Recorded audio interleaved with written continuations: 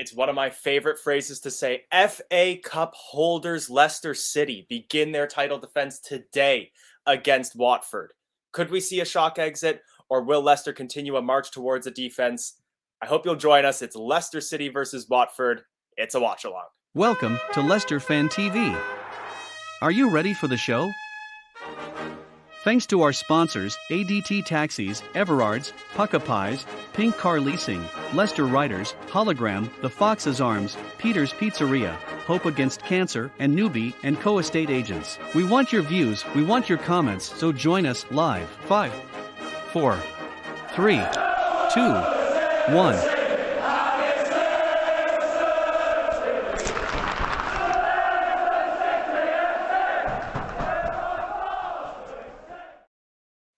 Yes, hello and welcome to today's watch along. Welcome to Leicester Fan TV. My name is Elijah, and today it is the third round of the FA Cup, matches all over England at the moment. And today we're going to be covering Leicester City versus Watford.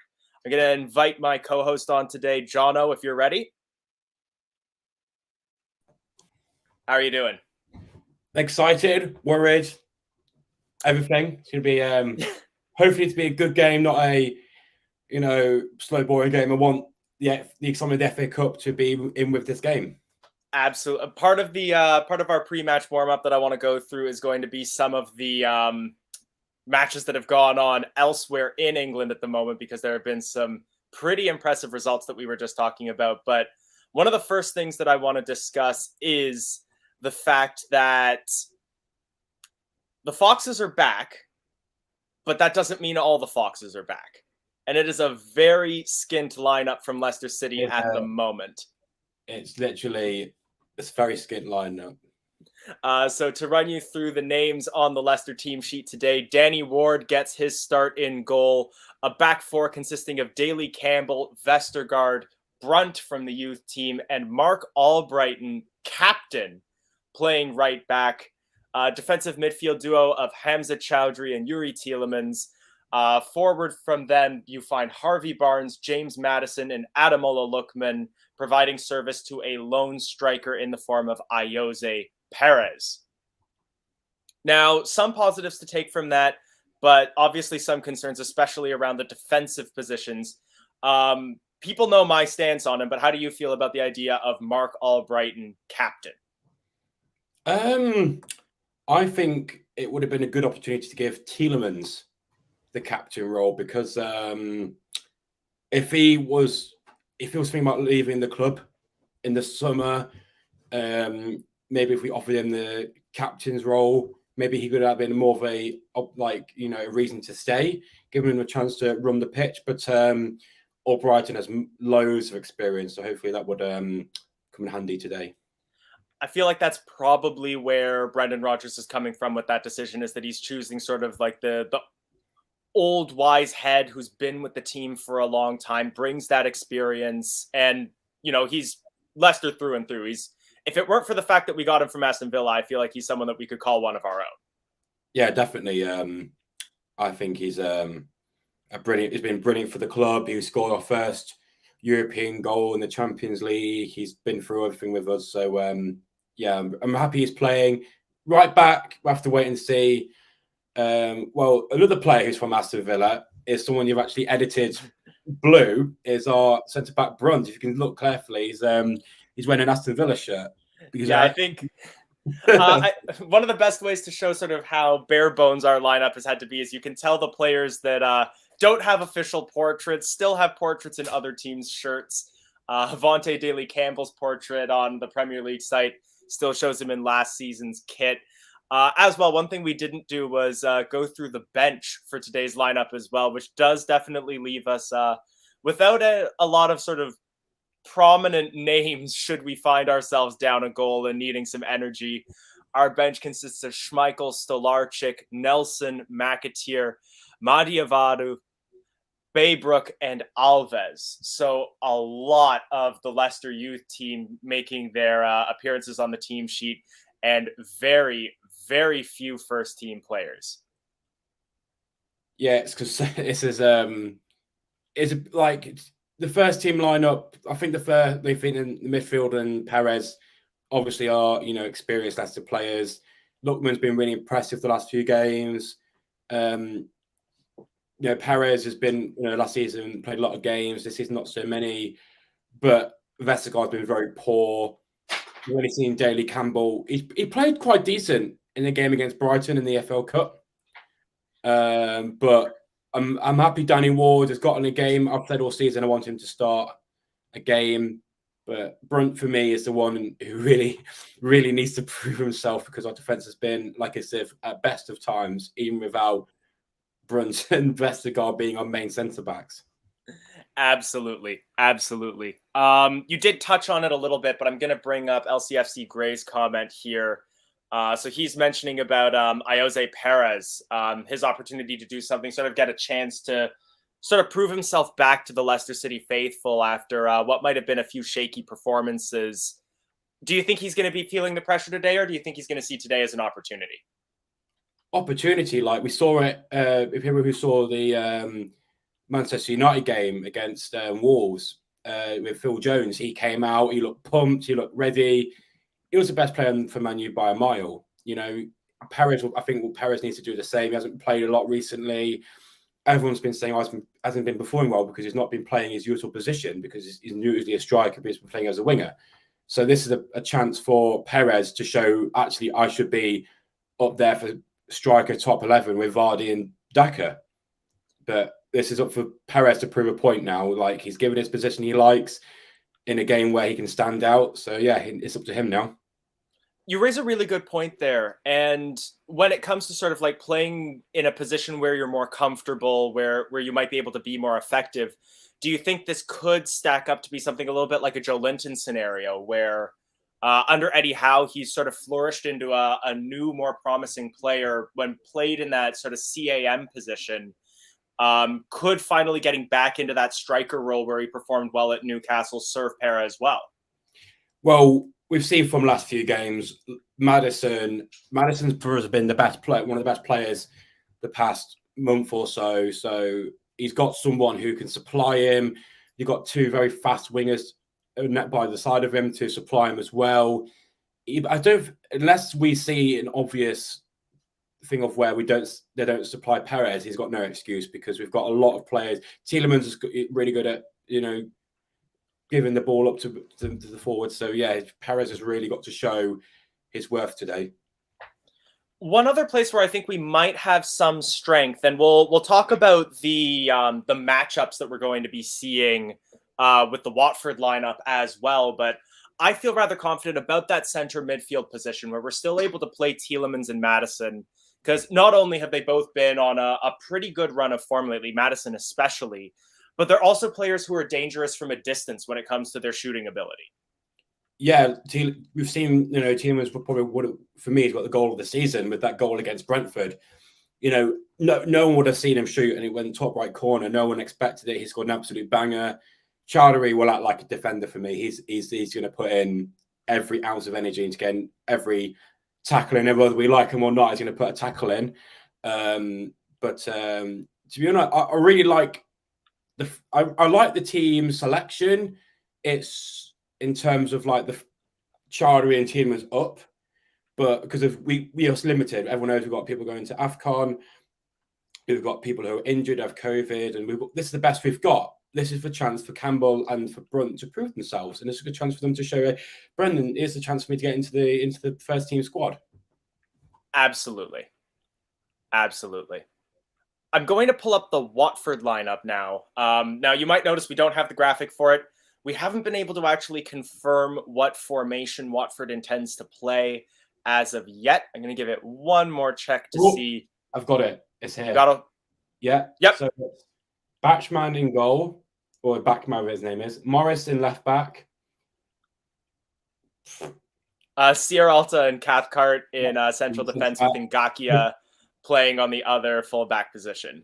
In defense. And Sissoko, CDMs, Hernandez, Tufan, and JP on the right in midfield, and Fletcher at front. So not a bad team. It's quite strong. Thankfully, no Dennis, isn't it? Yes. So Emmanuel Dennis is outside of the Watford lineup, as he is going to be traveling to AFCON as well. I would say this is more of the starting rotation that you would normally be seeing in a Premier League lineup than you would be seeing from Leicester City. I'd say they're probably at about half strength with this sort of lineup. Bachmann, a pretty solid goalkeeper that's put in some good performances for Watford. Tufan, a very strong bench player for them as well. Sissoko taking the captain's armband for them. He's been a shining light for Watford this season as well. I think where they are probably going to be weakest is in that up front position, playing Fletcher in the place of Emmanuel Dennis. But again, we haven't got the best defense as what we usually see. And well, even our best defense is still not the best because we're still letting loads of goals. So, but what I'm concerned about is if we do go down, we need that sort of momentum swing with a sub. We don't really have that big name sub there. What if we go, damn, they're bringing him on? Like, if, for example, if Daka or Vardy came on, they'd be like, oh, damn, we need to shore up the defence. But I can't see any names in now. I can see that'll go, like, they'll scare Watford. That's what I'm worried about. It's a very fair point. Watford have quite a few sort of medium dangerous players on that bench. I'd be worried about Josh King, a little worried about Gosling, and also about Jan Kucka on the bench as well. A very solid midfield player for Watford there. LCFC Gray coming in here and mentioning that an early goal might help settle us down a little bit. How important do you think the first opening few minutes of this game are going to prove to be? Massive. We need to go out there organs blazing. We can't, if we show any passiveness, Watford will eat it up and use it against us. We need to just go out. We've got the better forward. We've got the better front three than Watford do, and we need to utilize it. We've both got the same formation, 4-2-3-1. It's whoever can. It's very quite defensive. It's whoever can counter better. I think we've got a better counter-active team with Lookman and Barnes. Hopefully we can utilize it. But Perez, for me, has to really prove himself for me. Scott Blankley bringing up a comment here about both Lookman and Perez with regards to which flanks they typically play best on. And as to why Brendan continues to play Barnes on the left and Lookman on the right, whereas he believes they play better on the opposite wings. I personally think both players have proven to be pretty versatile. Barnes, especially with regards to like his pace and being able to get into space, play one-time crosses into the box.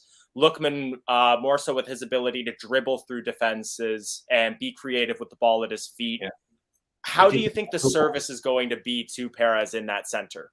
Well, as I said, we've got Maddison's been supplying Vardy and Daka for fun recently, and so's he supplied Lookman to score a goal against Liverpool. So I think the one player I think we actually really are going to miss today is Dewsbury Hall. I think that's one player which I feel we are really going to miss because he's been a shining light on our team. He's been really, he's brought a new passion. He's brought an excitement to the team, and I'm hoping that if a youngster comes on off the bench, they can bring that sort of energy. But this is where experience will help the youngsters, and I'm hoping Paris will get a good supply. It's wishful thinking, but we've definitely seen a few youth players sort of come through the ranks, sort of through austerity of injuries. I'd say Luke Thomas has sort of made his way up through the ranks when we were going through another defensive crisis, and he's really settled into a role where he's playing regularly and playing at a Premier League level. Yeah. I think even KDH, he started to come through the ranks through that as well with regards to when we were missing midfield players. This could be a big audition for a few of those youth team players, whether they're coming in off the bench or in the case of, say, if you're a Brunt or a Daly Campbell. Yeah. Well, all these players apart from Brunt and Campbell are really like established players. But even so, Vestergaard's got a point to prove. He hasn't played well at all. I think he's had one good game all season. He hasn't really, for me, proved himself as a quality defender we can rely on. Campbell played well, but as again, he's still improving. I don't know if he's if an established player yet to play this level. Or Brighton is that opposition. We knew we should see him as a sub in the 80th minute in the right winger just to bring some stability. But apart from that, it's quite a very iffy defense. Like Danny Ward for me is the only one I can think, right, I really believe in Danny Ward. It's his chance to show like I'm actually here. I'm here, Brendan. I'm a good keeper. Vestergaard has definitely been a concern for us in defense. I feel as though he might have been a little bit more consistent than Bertrand, but obviously I know it's been a big sour point amongst a lot of the Leicester City faithful, sort of the Southampton duo.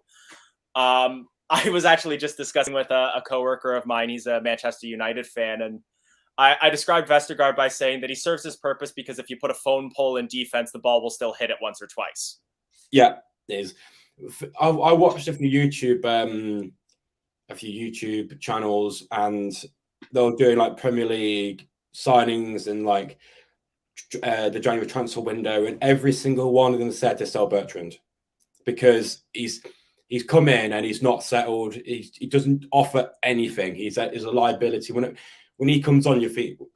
When he played in the preseason friendlies, he looked quite decent. He was getting in the box a lot. He was offering quite a bit, but he's been useless in the Premier League for me. He's not offered anything. And what I want to give a little bit of a defense to both players by saying that, like, we've seen them play well in the Premier League before. It may not have been in a blue shirt, but one of the things I worry about is that we might be dealing with a Damari Gray scenario where it's a player who just doesn't really mesh with the system that they've been bought into. Perhaps it might even be in Bertrand's best interest. And where what I will say about Bertrand is that I don't want to sell him unless we can solidify signing Digne. Because if we can sell Bertrand to Chelsea, it might take Digne off of their market eyes. We'll be fighting with Villa for him. And it'll at least put a little bit of money in our pockets. Well, what things with Villa now is that they've got Coutinho, which is a lot of salary.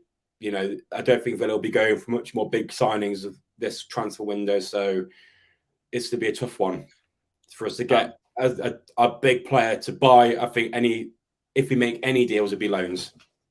Before we jump on to our next topic as well, I also just want to quickly mention a big thank you to LCFC Gray for sending in the £5 super chat.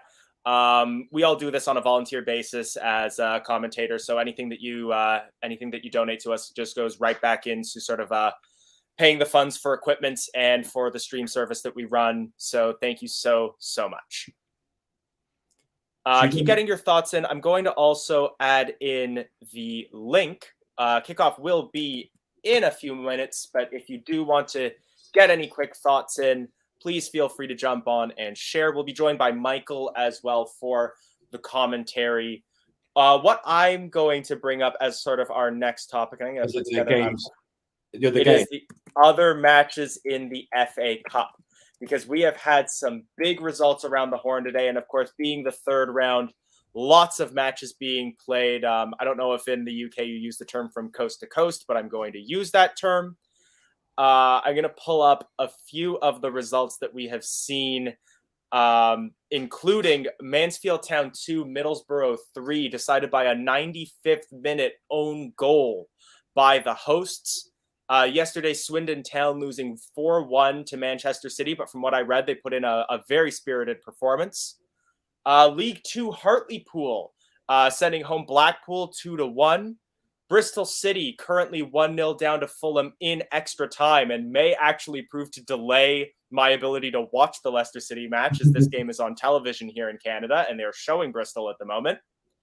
Our big upset of the day so far, I would say, would be Championship promotion hopefuls Huddersfield sending Burnley home at Turf Moor. Coventry beating Derby County 1-0, and Millwall losing to Crystal Palace at the Den by a score of 2-1.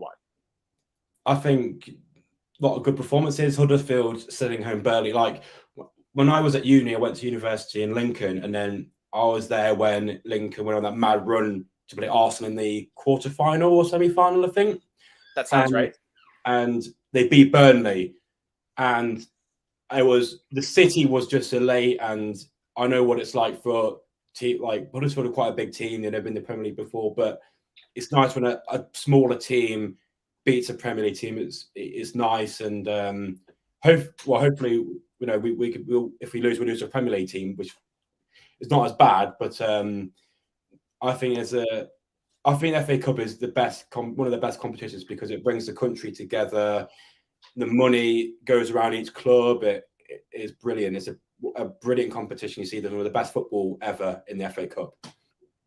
I'm going to get the chat going a little bit early so that I can put the so that I can put them up on screen once we have finished what I'm about to bring up for you. But in the chat, please get your score predictions in. Jono and I will share ours as well in a moment. But before we get into score predictions ourselves, I'd like to quickly take a look at Rob's comment here, where he's saying that Burnley are showing that they're huge candidates for relegation with that result today. How big do you think that result will be for Burnley's momentum and morale, given that, if I recall correctly, I believe they are currently in a relegation spot in 19th? Yes, they are. They've got a few games in hand. They're not like they're equal games and they're in that position. They've got a few games in hand, but they're not playing well. They are a team that is very good at sort of trying to escaping. They've done it before, but I just can't see it this season. Leaving there for Cabello might be a blessing, because obviously with COVID going around and injury crisis hitting every club, maybe it might suit them, because maybe they will be more rested. But no, I think they'll definitely be relegation contenders with that loss, because of through mentality only. I think it's going to be a big tell when we see how they perform in their next match, which is actually against Leicester City on the 15th of January in the Premier League.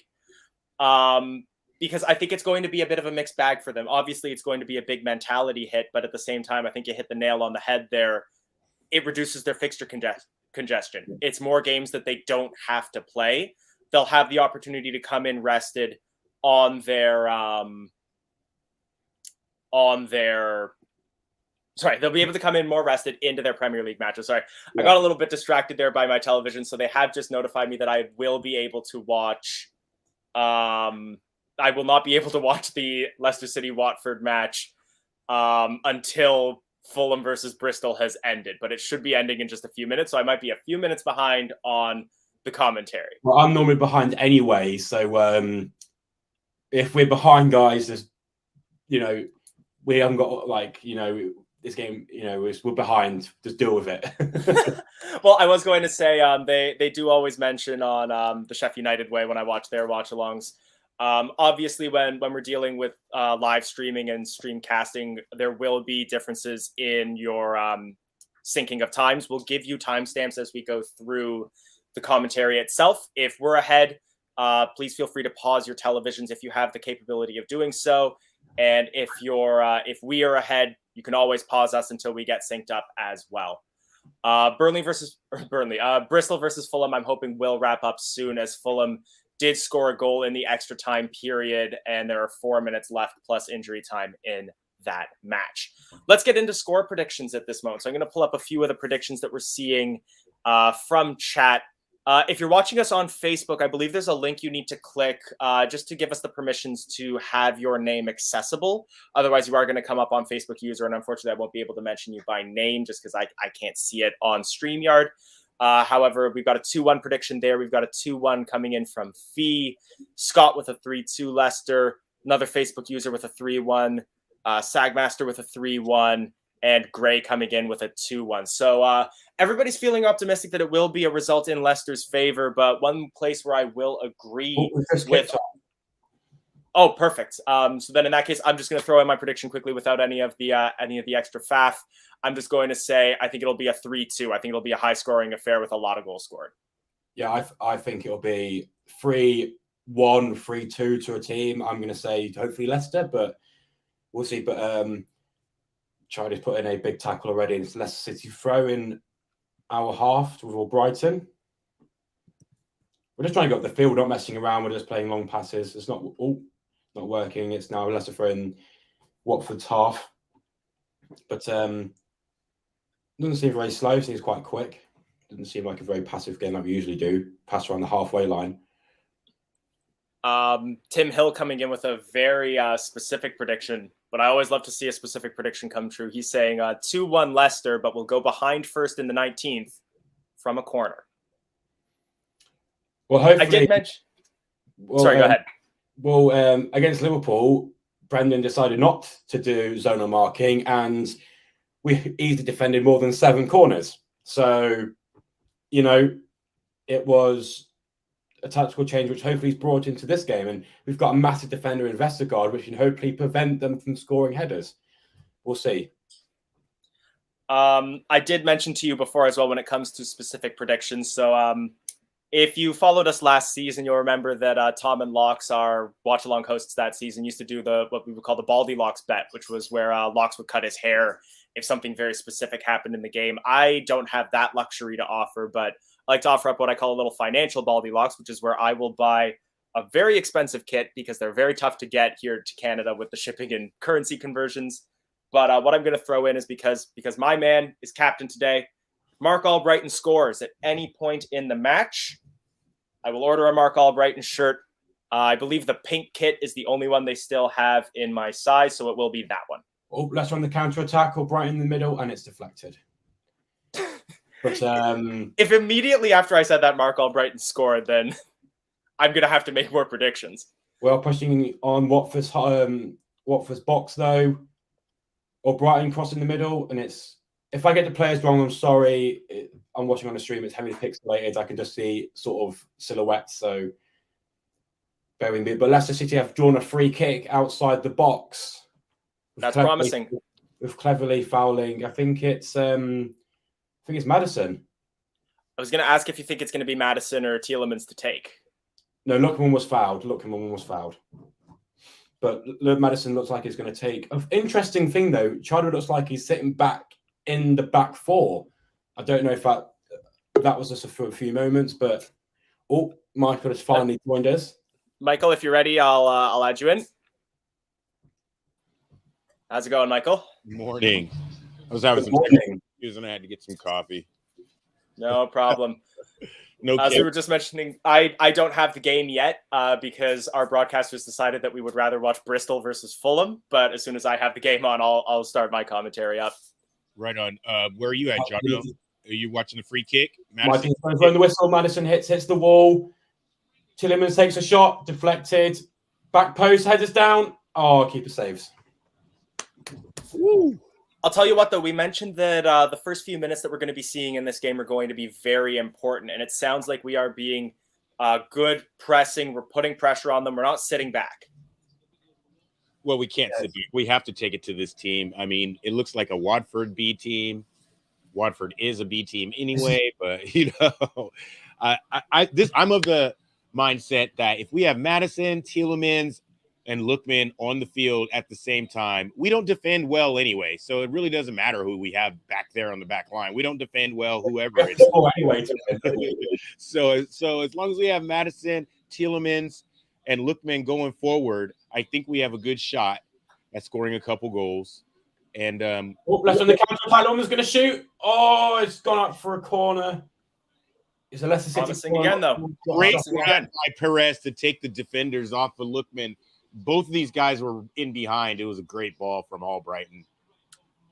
Jono and I were talking about this at the start of the game. I'd love to get your thoughts on it, Michael, because I know you're a fan of Perez. He's playing in a more natural position for himself because we know Brendan played him as a winger for a long time, even though he's more naturally that center forward. Do you think he's going to shine a little bit better in this position? I feel like maybe a little bit of pressure is off of him. You know, he's playing in this team with, some young people. And so, yeah, when he gets the ball, we'll see how he feels. You know, the first couple touches will tell us what his confidence is like today. There was a push. It's a penalty to Leicester. There was a push from the corner. Oh, wow. Vestergaard gets pushed in the back and goes straight for a penalty. Mike, is that a VAR? Is there VAR in FA Cup? I'm going to check that right now. Vestergaard is running to the ball when he gets pushed over. Oh, he's holding him. He was grabbing onto him. That is a certain penalty. Even if VAR go to it, he was grabbing onto him. He falls over. It is a penalty. Oh, Vestergaard would have been in some good space there too for a head. Wow. I can confirm there is VAR in the FA Cup. But that is not a mistake. That is a clear penalty. Tielemans to take it. Or is it though? Is it under review? Mike Dean is pointing at his headset. But is it a clear and obvious error? Is it a clear and obvious error? From what I'm seeing, it's not, because he was grabbing around him and he had his arms on his back. That is for me a penalty. He had his shirt, he had him on his shoulder, and the space that Vestergaard would have been into, there was no one around him. It is a penalty. They have not overruled it. It is a penalty to Leicester. All right. And like I said, I mean, we got Tielemans going forward with Madison. And look, man, we should score some goals today. We're not going to. Tielemans is setting up himself. Keeper's getting himself ready. Tielemans walks back, gives himself up. He runs, he shoots. Goal! Leicester 1-0. Get in! Come on! Tielemans very early on in this match. Get in! It's Leicester City 1, Watford 0.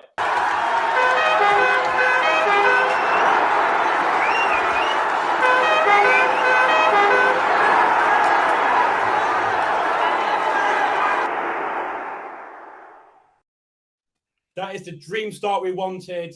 Keeper did go the right way. It wasn't the best penalty, but 1-0 to Leicester. Tielemans is buzzing. Great goal. Absolutely. The scoreline doesn't matter if it was a pretty penalty or not. It went in, and it was in the corner. The keeper was just long and he made a good dive. It looked like he was really close to it, but it was definitely all the way in the corner. We deserved it. We've been on Watford since the first second. We've not given a second break, so deserved goal. I no longer need to see sad head shakes and clapping from Bristol City. I would love to get this game up on screen, please. Oh, that's there we go. I've got the match back now. So I'm at 8 minutes 10. Oh wow, you're ahead of me. I'm at 7:50. I'm at 7:57. Yeah, Jono's closer to me. Gotcha. Hey, Fee with the 99p super sticker. As she normally contributes when we score a goal. Thank you so much. We greatly appreciate it. If you are enjoying the watch along, if you are enjoying the match, if you enjoyed Tielemans' goal, please like, share, subscribe, drop a like on this video. Helps us grow the channel, helps us get into the hands of more Leicester City fans around the world. Whilst this is a frame match in the middle of the pitch, I just want to have appreciation and time for Ranieri, who is again his second game back at the King Power. You know, no matter who he's for, you know, what he did for Leicester is, you know, no one could ever beat that. What he did for us was unreal. So he's a Leicester. Even if we win this game, I wish him the best of luck. And he deserves, you know, a good bit of luck, because ever since he left Leicester, he hasn't really had that acknowledgement that he deserves, really. But no, that's my appreciation to Ranieri, because, you know, he's one of my favorite managers ever for what he's done for Leicester. A lot of people will tend to make jokes, especially like if you're ever playing on FIFA, about how you treat former players and managers when they come back to your stadium. But there's obviously a tremendous respect for Claudio Ranieri, for everything that he's done for the club against all the odds. Well, Tielemans with an excellent bit of play in the middle of the park there, dispossesses his man, makes a blistering run, and then gets knocked over for a free kick for Madison to take. Well, as blistering as Tielemans can make it. I don't know. Yes. He's about a 65 pace on FIFA. We scored early, so I'm excited. I'm going to be a little bit hyperbolic. For sure. But it's usual of flooring the guy off the ball. It's whipped into the middle. It's not clear. Chadwick goes up for the ball. It's just in the air at the moment. Watford clear, and Watford almost counted, but it's gone up for a Leicester throw. I'm a few seconds ahead, but Perez plays the ball over towards Lookman on the wing. He gets past his man and plays it across goal, but there's nobody who can reach it, and it will go to Barnes on the opposite wing. Barnes playing it back towards Tielemans. Tielemans will find... he'll find Barnes. Barnes back to Albrighton. Albrighton back to Tielemans, and just a little bit of passing, but what we're doing is we're maintaining possession. Albrighton gets a break onto the wing, plays across in, not fully cleared, falls to Madison on the outside of the area, and he gets tackled, and Watford recover. Dave Gavin with the €5 super sticker. Thank you so much. Sorry, Jono, I cut you off there. You do the commentary, because me and Michael are behind. We'll just celebrate if they score. For sure. Yeah, I'm going to drag myself into the middle. There we are. So Mark Albrighton with the ball on the wing. He is playing as captain today, which was something we mentioned a little bit. That sort of long-time head, that Leicester through and through player. He'll pass it back towards Perez, who will find Madison, and we now just pass the ball around the back with Vestergaard. But Watford had a counter-attack there, and we shut them down really well. Vestergaard doing quite well there, didn't do anything stupid, and It looked good. And we had bodies get back, instead of everybody walking back. I think that the players on the field really understand that we're shorthanded, but we are the cup defenders. This is our trophy, and we need to do well in this tournament, regardless of who's in the squad and who's on the pitch. Let's get it going. Hamza playing center back, I think, is, bold. It's the same. Bold. So, let's see how this works out. Madison and Lookman, they're feeling good today. Madison with these outside of the boot passes. Oh, lucky by Madison. Oh, Madison getting in there, getting dirty. I will also bring up, there was a comment, I believe by Rob earlier, about who was going to be playing on what wing with regards to Lookman and Barnes. Barnes came over to his other wing and played very well to hold up play on the left near the Watford penalty area. Did his man, but was triple marked and did end up getting tackled in the end. But shows that there might be a little bit of fluidity in this lineup. Players moving around on the pitch, a little bit of a Dutch style of play. That was excellent play by Tielemans. Yuri Tielemans is playing like he wants to stay at this club. He was just, I love it. He falls to the ground, didn't want the free kick. He got back up and won the ball back. He wins the ball. Brilliant play. Yeah, what you're talking about there, Elijah, I see Lookman, Perez, and Harvey switching it up in the front, keeping the tired legs. Whoever has the legs can make the run forward. That I think that's a good way to play this the three at the front right here. Because as you see right now, Perez is over here on the right wing and Lookman is in the middle. Watford trying to make play up the middle. High cross that will switch play up to the left wing. Immediate cross in and right off the head of Hamza Chowdhury out of the penalty area. Will fall to a Watford player. Another cross comes in. Appeals for a penalty from Watford that fall on deaf ears. Ball still in the hands of Watford right now. Shot from a distance. Blocked by Brunt, the youth team center back.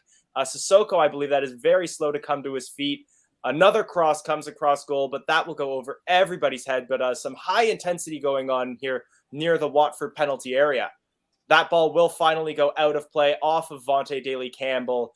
And looks as though there might be a review here of Watford's claims, as the referee did ask the Watford player to hold on a moment. That will not be reviewed. No. Okay, good. This is why it's important for us to get the early goal, because if Watford do have a momentum swing, we've always got that cushion. We got a Chelsea fan coming in the comments. Thanks so much for the compliment. We always welcome fans of any team. If you're a Watford supporter as well, feel free to let us know. We're happy to welcome you here. Just understand there will be a bias in our commentary. And absolute banter. Absolute banter. Just like we did. Corner comes in from Watford. Well defended at the near post. And Watford will keep it in, but are forced to play it all the way back to Bachmann near the center circle. Are you guys feeling more confident from set pieces? Is it too early to say, but are you guys feeling confident from set pieces again? I won't say anything without knocking on wood, but it looks as though we may have finally switched to at least a hybrid system, and just getting someone on that near post has made us far less vulnerable on corner. Right. And I think that cross comes in for Watford in a volley in the middle that was trying to do something acrobatic there by Ozan Tufan, but he just wasn't on balance, and it goes well over the net. I'm going to see if I can get mine updated, see if I can get a bit further ahead. I'm on 15 minutes 12. 15. I'm going to see if I might be able to pause my television. I don't think I can, but I will let you know. I think when defending corners, I know we were doing the zonal marking scheme and, hybrid, but really it's about heart. It's about will, and it's about aggression. And so many times the ball was coming in and you'll see 4 Leicester players doing this, watching the ball. Go get it. Go get it. Go mark a man. Go get the ball. And that's what it's about. And that's what we've been seeing maybe the last week or the last 2 or 3 games. Liverpool, every player put everything on the defense, and absolutely that's why they didn't score, because we didn't have a chance to have a go at goal. And some Watford playing very physical football here at the moment. Sorry to jump back to for a second, but absolutely barreling over Mark Albrighton for a free kick that we take reasonably quickly. Now Madison getting looks like a shoulder to the cheek, but Leicester maintain possession. It's Albrighton on the right wing. playing a little bit of a back and forth with Perez, just trying to find an opening, but Watford defending in numbers here. But Albrightinho showing a little bit of his skill there, deflects it off of the defender for a throw-in. Come on, Mike Dean. He kicks him right in the ankle, and Mike Dean is 4 feet away and doesn't say anything. Albrighton is dancing around some of these players, but again, they're going in at him 2-3 defenders at a time. Goes up for another throw-in. Almost a little bit difficult to get some of the banter and edgewise. A very action-packed game so far. Albrighton to take the throw-in towards Perez. Perez back to Albrighton. Fakes the cross, but the Watford player plays it off Albrighton and out for a throw-in. What minute are you on, Elijah? I'm on 17, 3, 4, 5. Yeah, I am 20 seconds ahead of you, and unfortunately, it does not appear as though I can pause my television. What are you watching on DAZN? I'm on Sportsnet, which is a Canadian sports cable channel. I'm actually set up in a completely different room today because I have it on the television today. FA Cup is the only tournament that I can't watch online. Yeah. ESPN plus ESPN streaming service has every single cup match. So, and like the English Cup, the German Cup, so I can watch any game I want. While we're a little bit more calm here, I'm going to pull up some of SportsWire's comments here, asking what our thoughts are on Dewsbury Hall and Patson Daka. I think they're really starting to get settled into the club, and that they're going to be big parts of the club's future. Dewsbury Hall's from the club. Sorry? But for me, do you So think Dewsbury Hall's from the club. it looks like a new signing to me. He's come in and he's made a massive difference. It's not like he's been here. This isn't his first good season. He's come in this season, and he's like he came in like 3 months ago, if even that, and he's been a massive improvement. He's improved the team. Well, he absolutely tore up the league when he was at Luton Town. Like he was a man amongst boys down there. So it was only a matter of time before he was in our starting squad.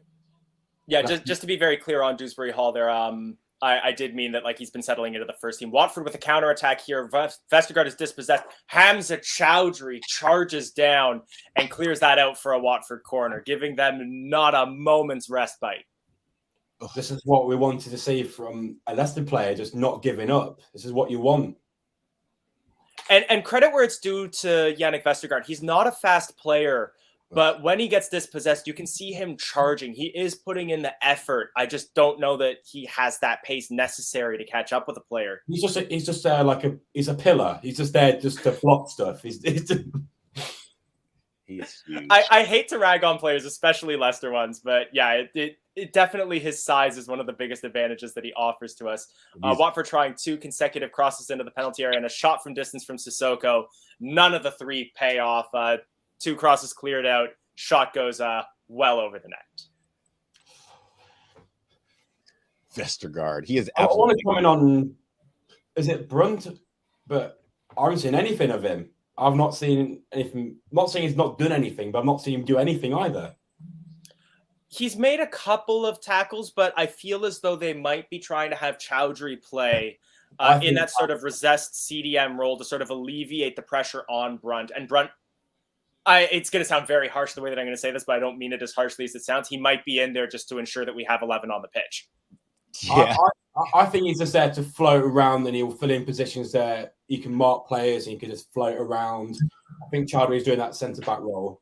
Right. And if you notice Brunt, he's like moving side to side at the top of the 18-yard box, pretty much just trying to clean up or take up space wherever he can.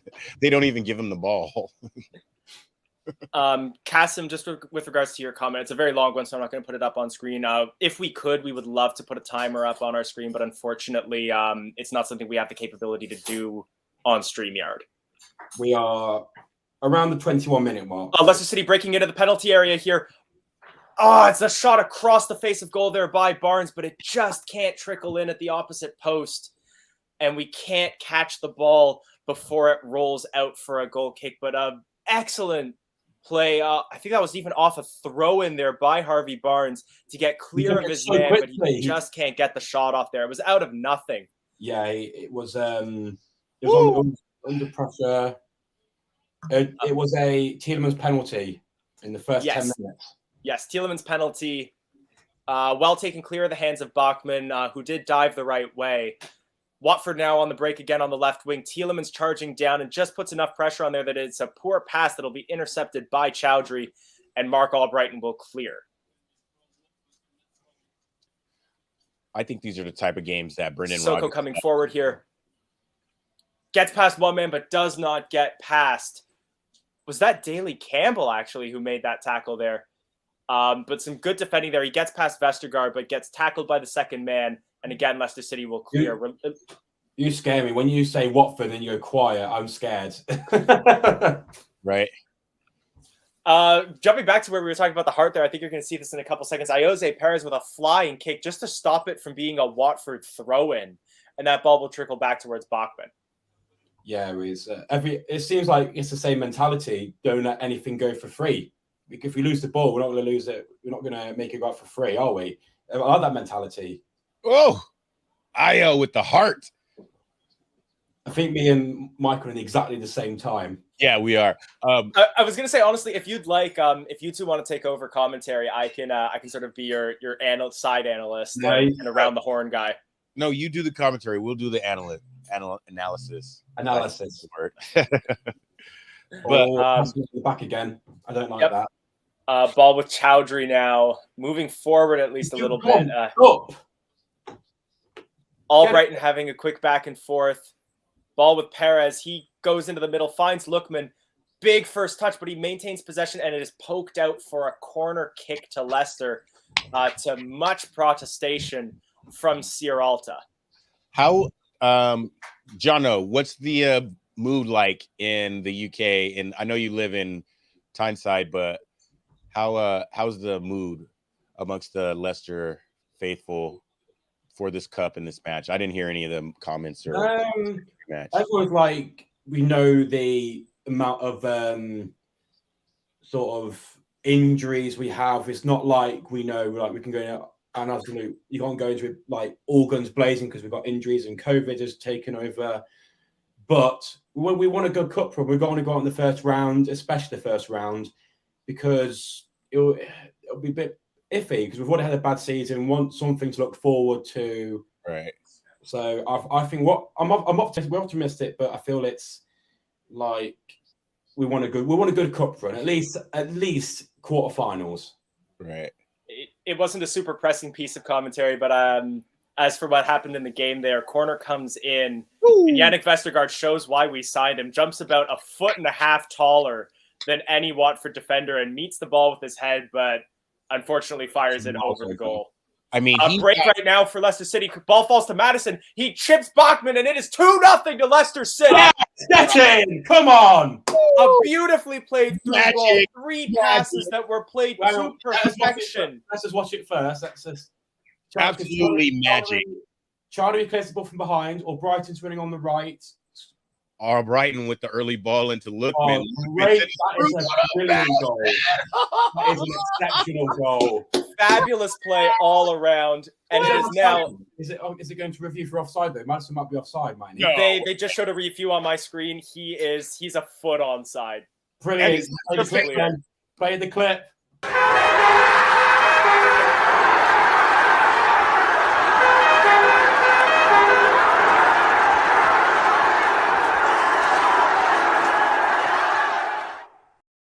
We mentioned how important it would be that we need to hit Watford fast and hard early in this game because we don't have a lot of fuel on the bench. And it looks like that's exactly how we're playing right now. Before Michael came on, we all said how important Madison's been for our form the past few months. Here you go. This is exactly why Madison is on fire. He wants that England spot. He wants that England position, and he's playing for it. Well, I think maybe he just doesn't want people to be talking all the trash they were for the last year. Yeah, he's not been good. This just shows how good he can be. He's exceptional. Oh, he's been magic. And the stats for his last 13, 14 games of all competitions, he's like one of the best in the world right now. Watford breaking at the moment. They're in the penalty area. Shot is taken. It's up and over Ward, and it is 2-1. Whoa! Very, very quick counterattack by Watford there. It looks as though it was João Pedro that scores the goal to make it 2-1. And immediately they have grabbed the ball and ran it back to the center circle there. It looks as though it might have been Vestergaard that loses possession there. He was pressuring his man, but it's an overhead kick to pass the through ball forward towards Pedro. And there's really not much that Danny Ward can do about that. It's very well played by Watford, some creative football there. And it is now 2-1. I was about to say, it's been such a good day so far. I'm doing dry January, so I can't have a drink, but put a bit of a downer on it. What a good It's ball. A lot of time left in this game, though. And I would say Leicester City is still a better team all round. That was a great goal. It was a good goal. Yeah, I don't Fee know. with the 99p super sticker as well. Leicester City breaking immediately as well. Ball almost falls to Madison. It will fall to Harvey Barnes on the outside of the penalty area.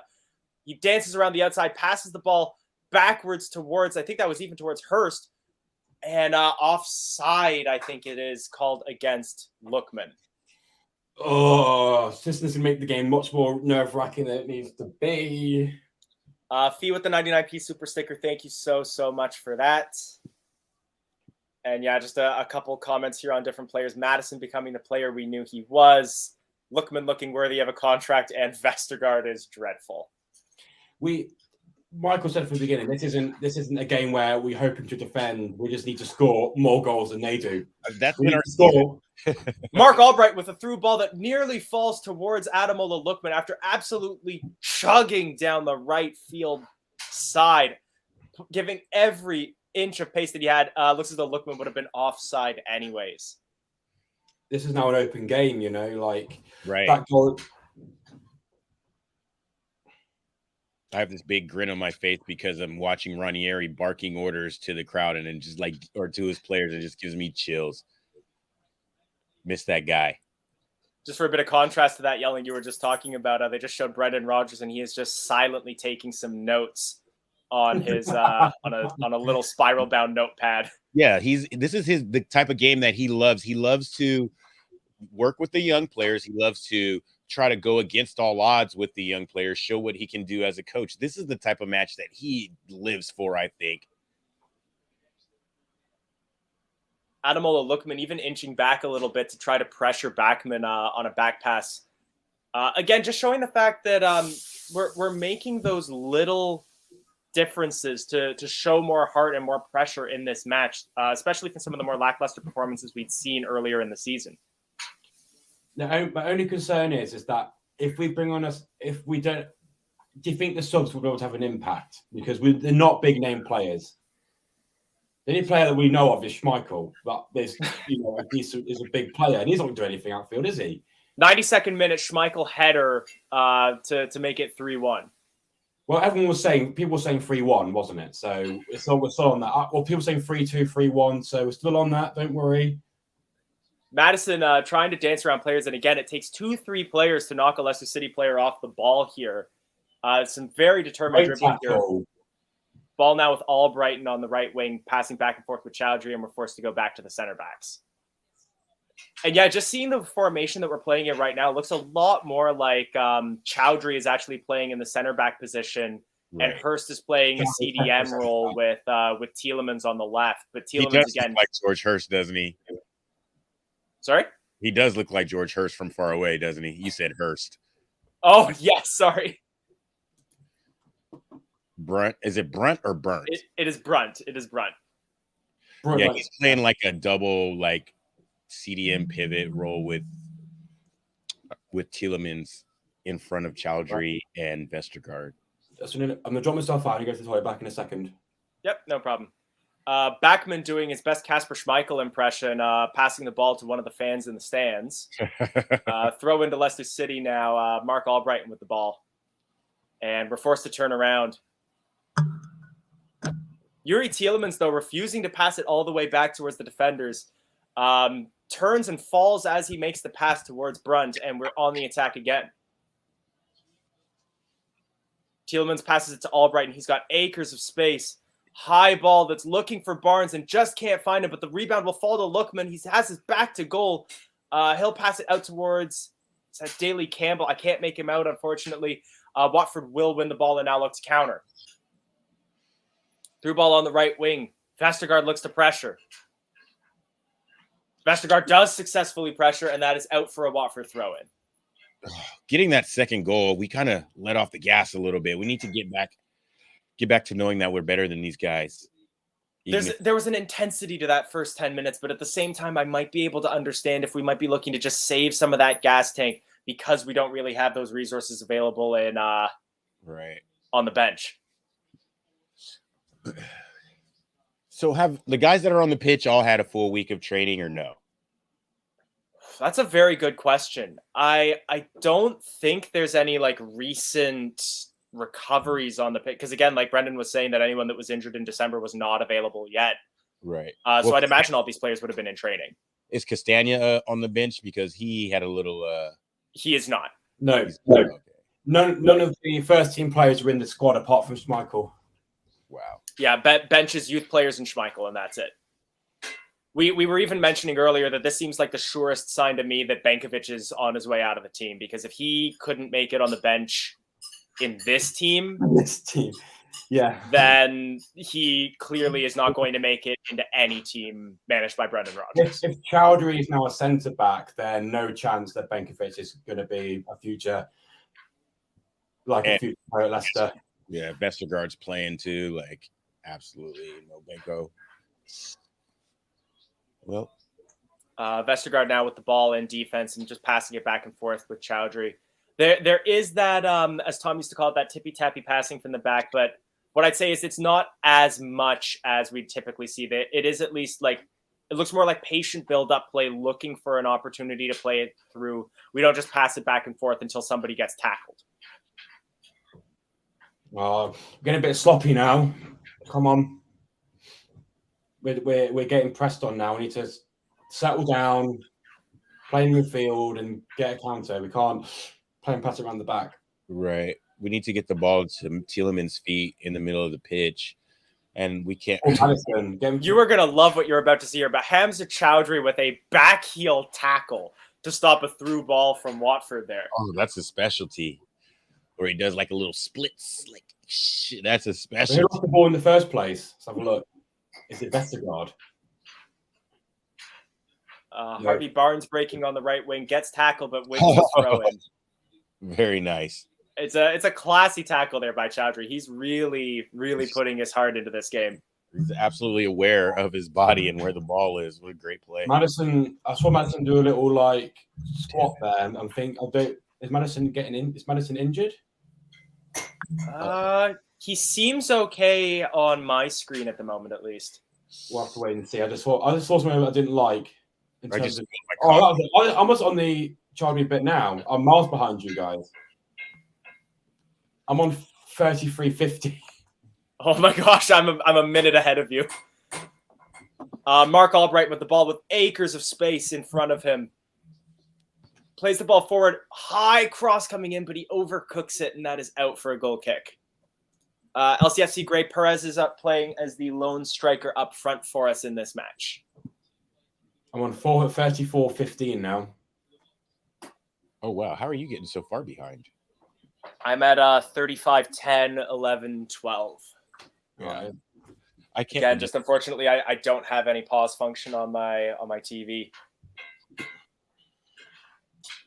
Yeah, I'm live, as live as I can be at 35:03, 4, 5. I'm trying to find something else. Throw-in is taken, and Chowdhury clears it out, but it only falls to the Watford player, and they now break on the left wing. Chowdhury looking to pressure, makes a tackle, and stops that in its tracks. He maintains possession and then clears it, but unfortunately he clocks the ball right into the noggin of Mark Albright in there, and that is going to sting, and it's out for a Watford throw. Sissoko plays the ball out onto the wing, I believe towards Joao Pedro on the right. He then plays a through ball. Oh, I'm on 30. Big sliding challenge there, and that will be a free kick to Watford. Daley Campbell slides in a little bit too late there. And I think that might be Ngakia, and it is a free kick. Sorry. Gray was asking if Perez has been involved, not just if he's in the lineup. Reasonably so. He hasn't been like the standout player for Leicester, but he's definitely made his presence felt. Yeah, Perez is in the game. He's in there. All the boys, it's going to take every single one of them on the pitch working together to pull this one off. And with the fans, it looks like the stands are absolutely packed. I can't really hear them with my headphones on, but hopefully the fans are going crazy and pumping up the boys. We haven't had a game since Liverpool, right? No, it's the first game in the new year. Because Norwich got cancelled. Couple chances for Watford here, but they were cleared out by the defense and then finally held by Danny Ward.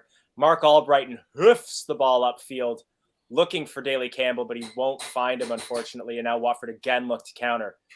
High ball that's looking towards Fletcher, but that'll be headed back toward by Chowdhury. Since my stream's playing up, I'm going to see what the other results are like at the moment in the FA Cup. Sounds good. So I know Newcastle is playing Cambridge at the moment. Could be the chance for a shock there. Brentford are beating Port Vale 1-0. Boreham Wood are beating Wimbledon. Don't really interested. Boreham Wood are a non-league team, I believe. Mark Albrighton saves a ball from going out for a goal kick with a sliding cross, but it will be caught by Backman and rolled out into play. Ozan Tufan with the ball on the left field. He'll play it back towards Sissoko. Little bit of passing around in the midfield, looking for an open space by Watford, and they won't find it and are forced to go back to the center backs. Michael, your beard is looking crisp in that picture with Chowdhury. Yeah, I was traveling, so I was having to look good that week. That was the first time I went to Leicester. Look how young he looks.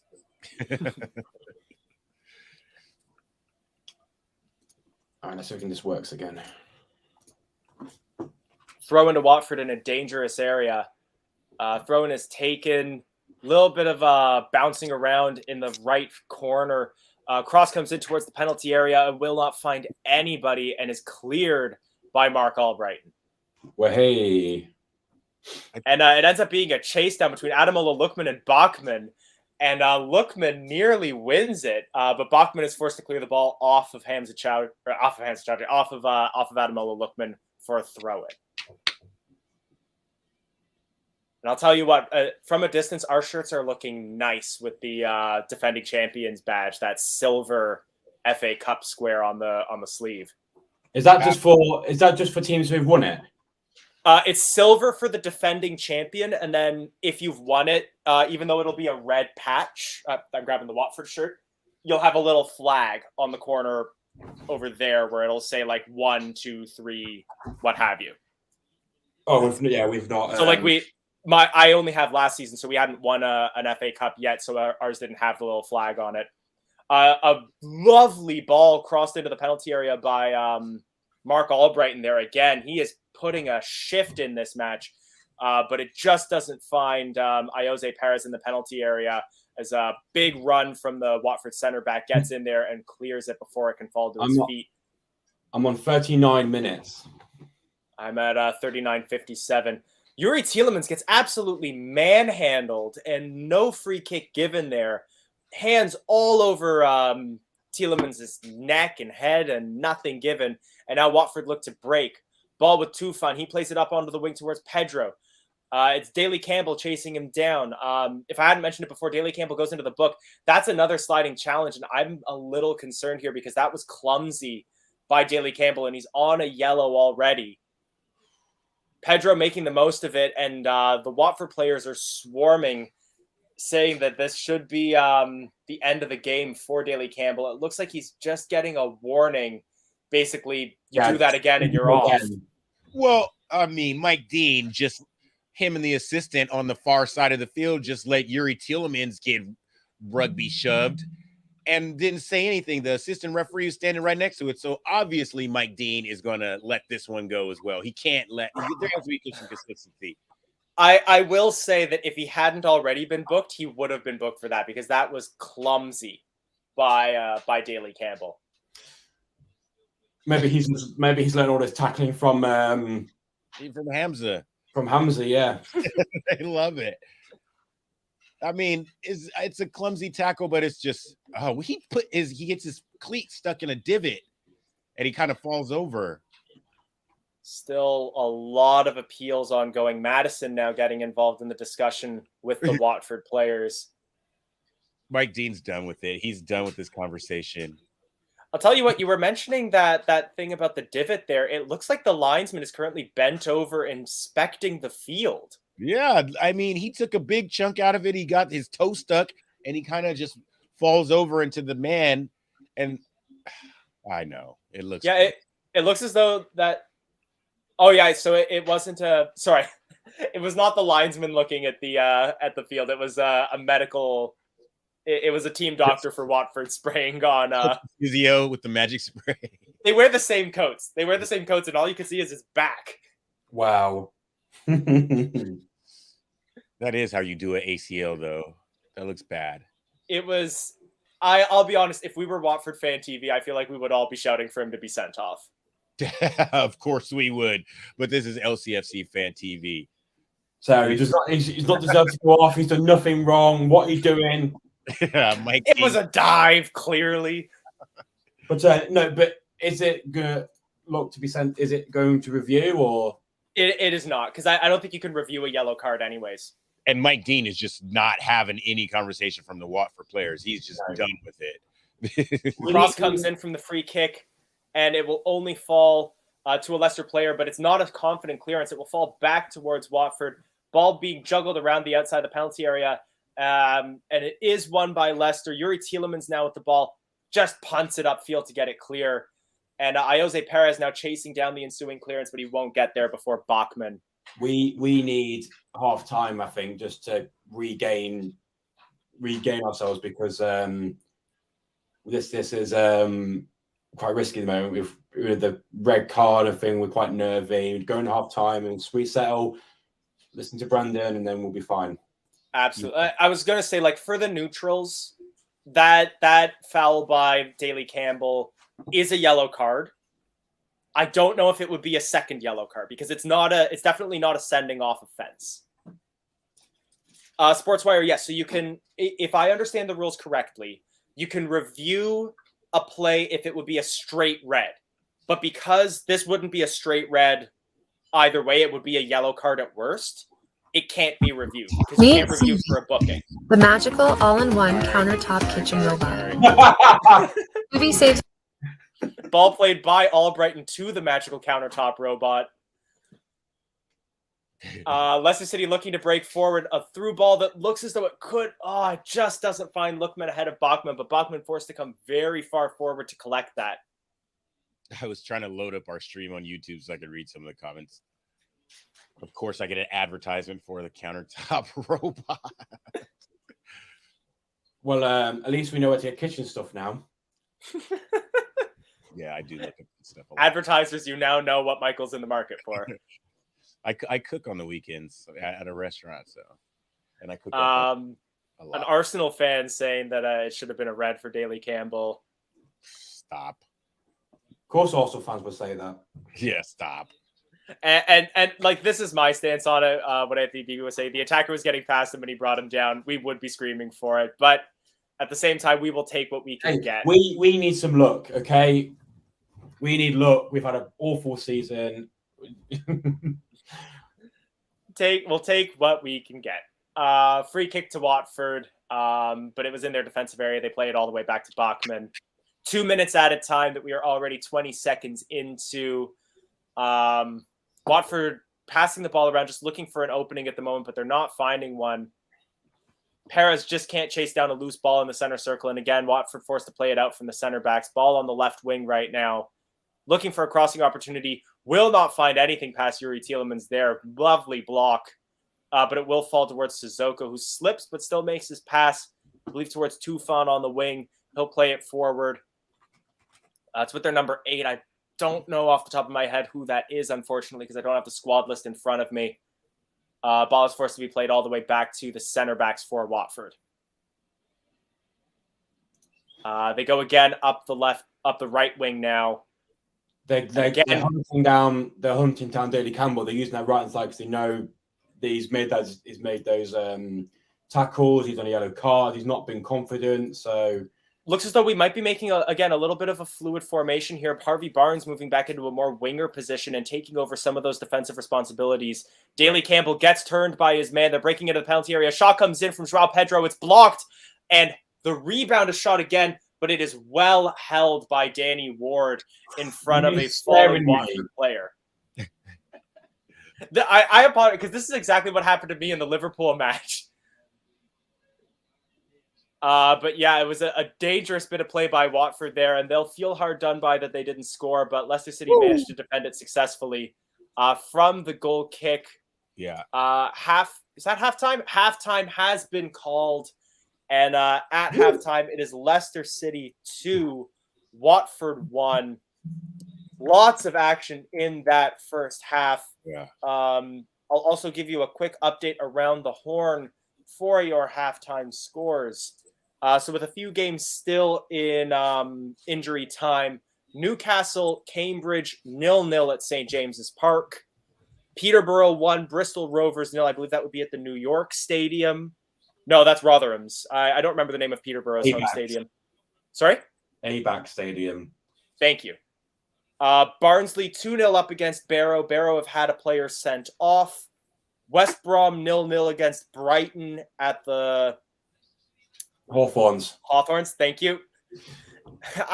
It's still early morning here, and I believe that is here's some more halftime scores. So Leicester 2, Watford 1. Kidderminster losing to Reading. Port Vale losing to Brentford at Vale Park.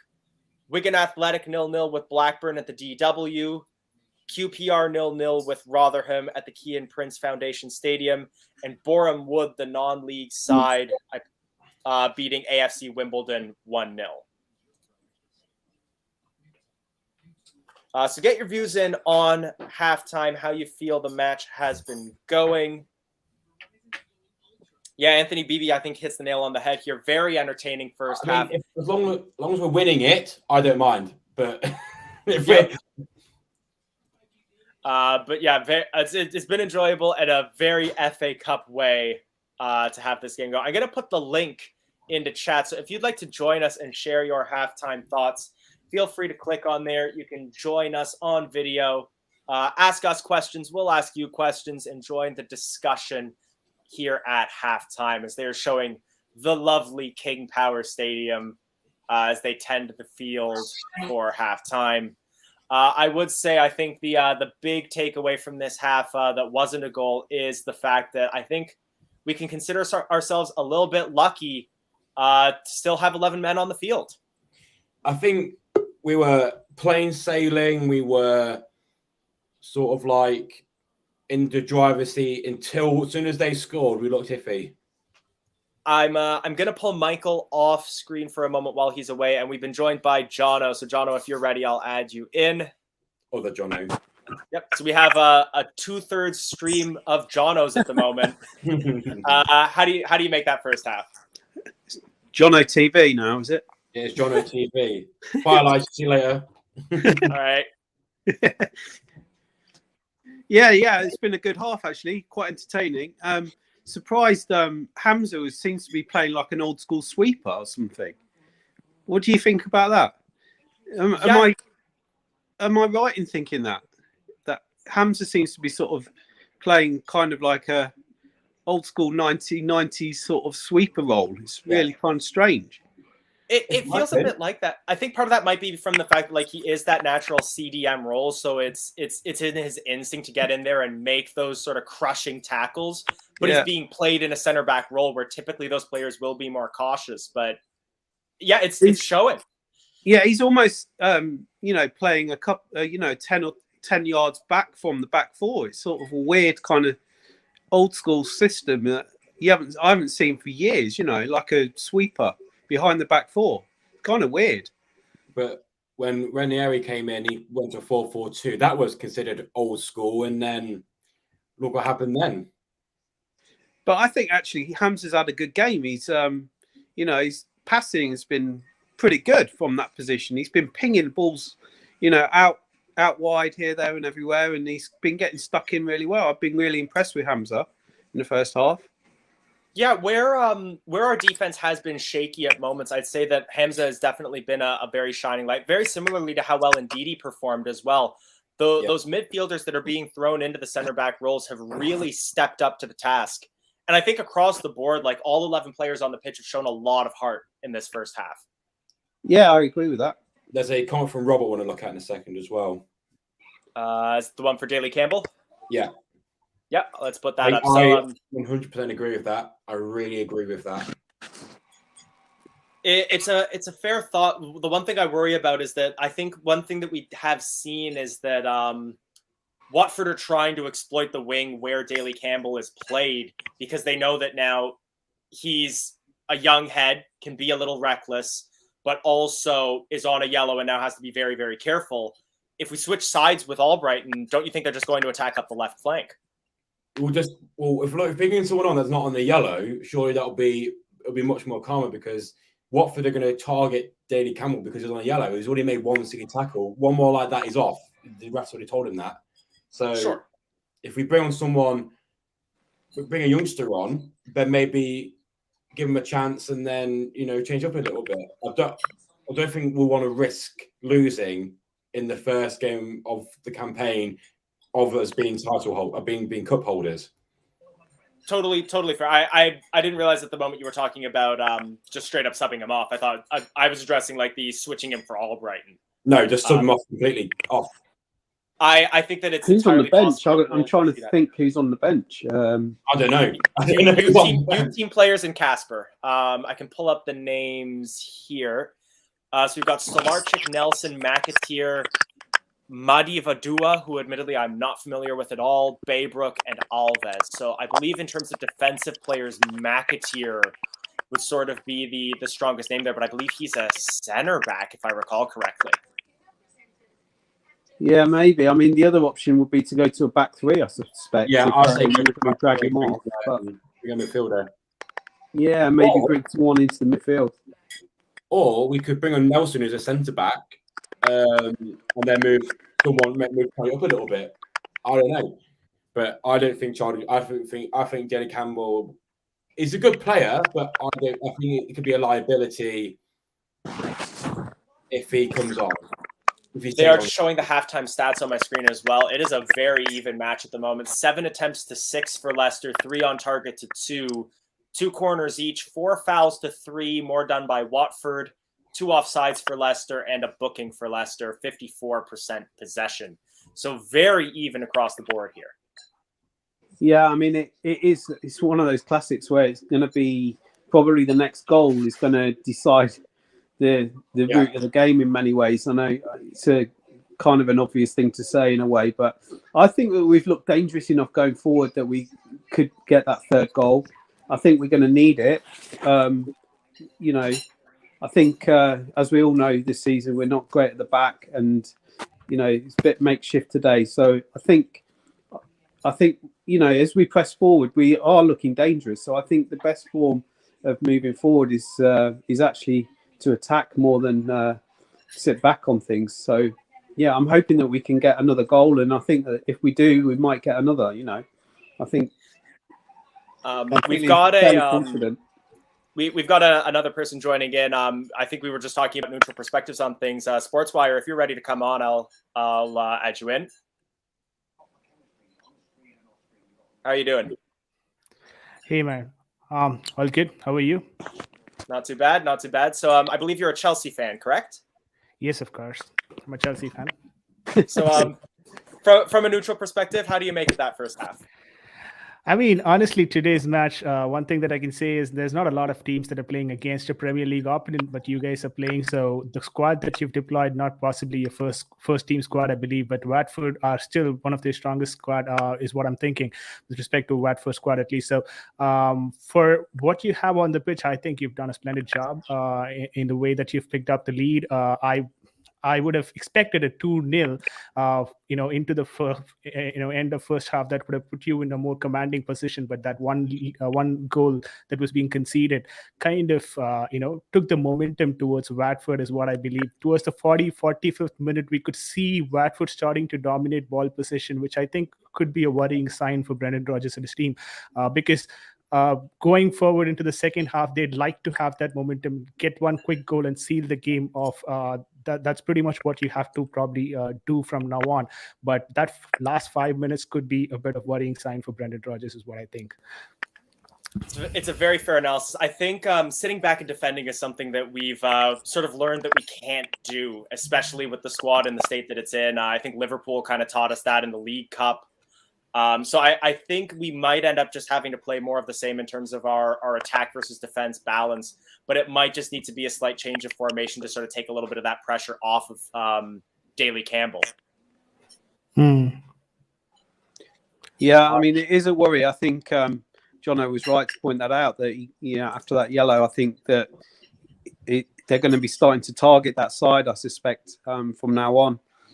So he probably does need to resolve that and do something about it. I think, as I say, I feel like the best form of getting the result is to actually keep pushing forward. All of our quality really is up front. We've got a lot of pace up front, and I think we've looked dangerous, especially when we've gone slightly longer in the first half. They were pinging a few balls over the top, and that's where a couple of chances, half chances, came from. So I think that could be, the way to look at things, is try and utilise the pace that we've got up front, maybe a bit more direct. Sportswire, just before I let you go, I'm going to ask you, again, as a neutral here, I'm going to pull back up the Leicester lineup. I know you might not be as familiar with our players, but from what you've seen in the first half, are there any changes that you would make at halftime that you would recommend for Rodgers and Leicester? That's the substitutes that you guys have, right, for this game? Yeah, so they're all youth team players and Kasper Schmeichel. Honestly, I think the team that you guys have put up for the for this game in the first half looks very good, except for that Daly Campbell who's playing on that flank, specifically that he is being risky. I mean, you cannot commit to those diving challenges when you're already on another cut. So he has to be more careful when he commits to those challenges. So if not, I'm not sure who's the backup for Campbell there in that position. So I think only that spot needs to be changed. Otherwise, the front three look very solid today. The 3-1 actually look very solid today. Lookman has been pretty impressive after the Liverpool game, is what I think. So one goal in the next 15 minutes will win things for you. I think this is the best squad that you can use for that, getting that one goal in the next 15 minutes, except for Daly Campbell, who might have to be replaced.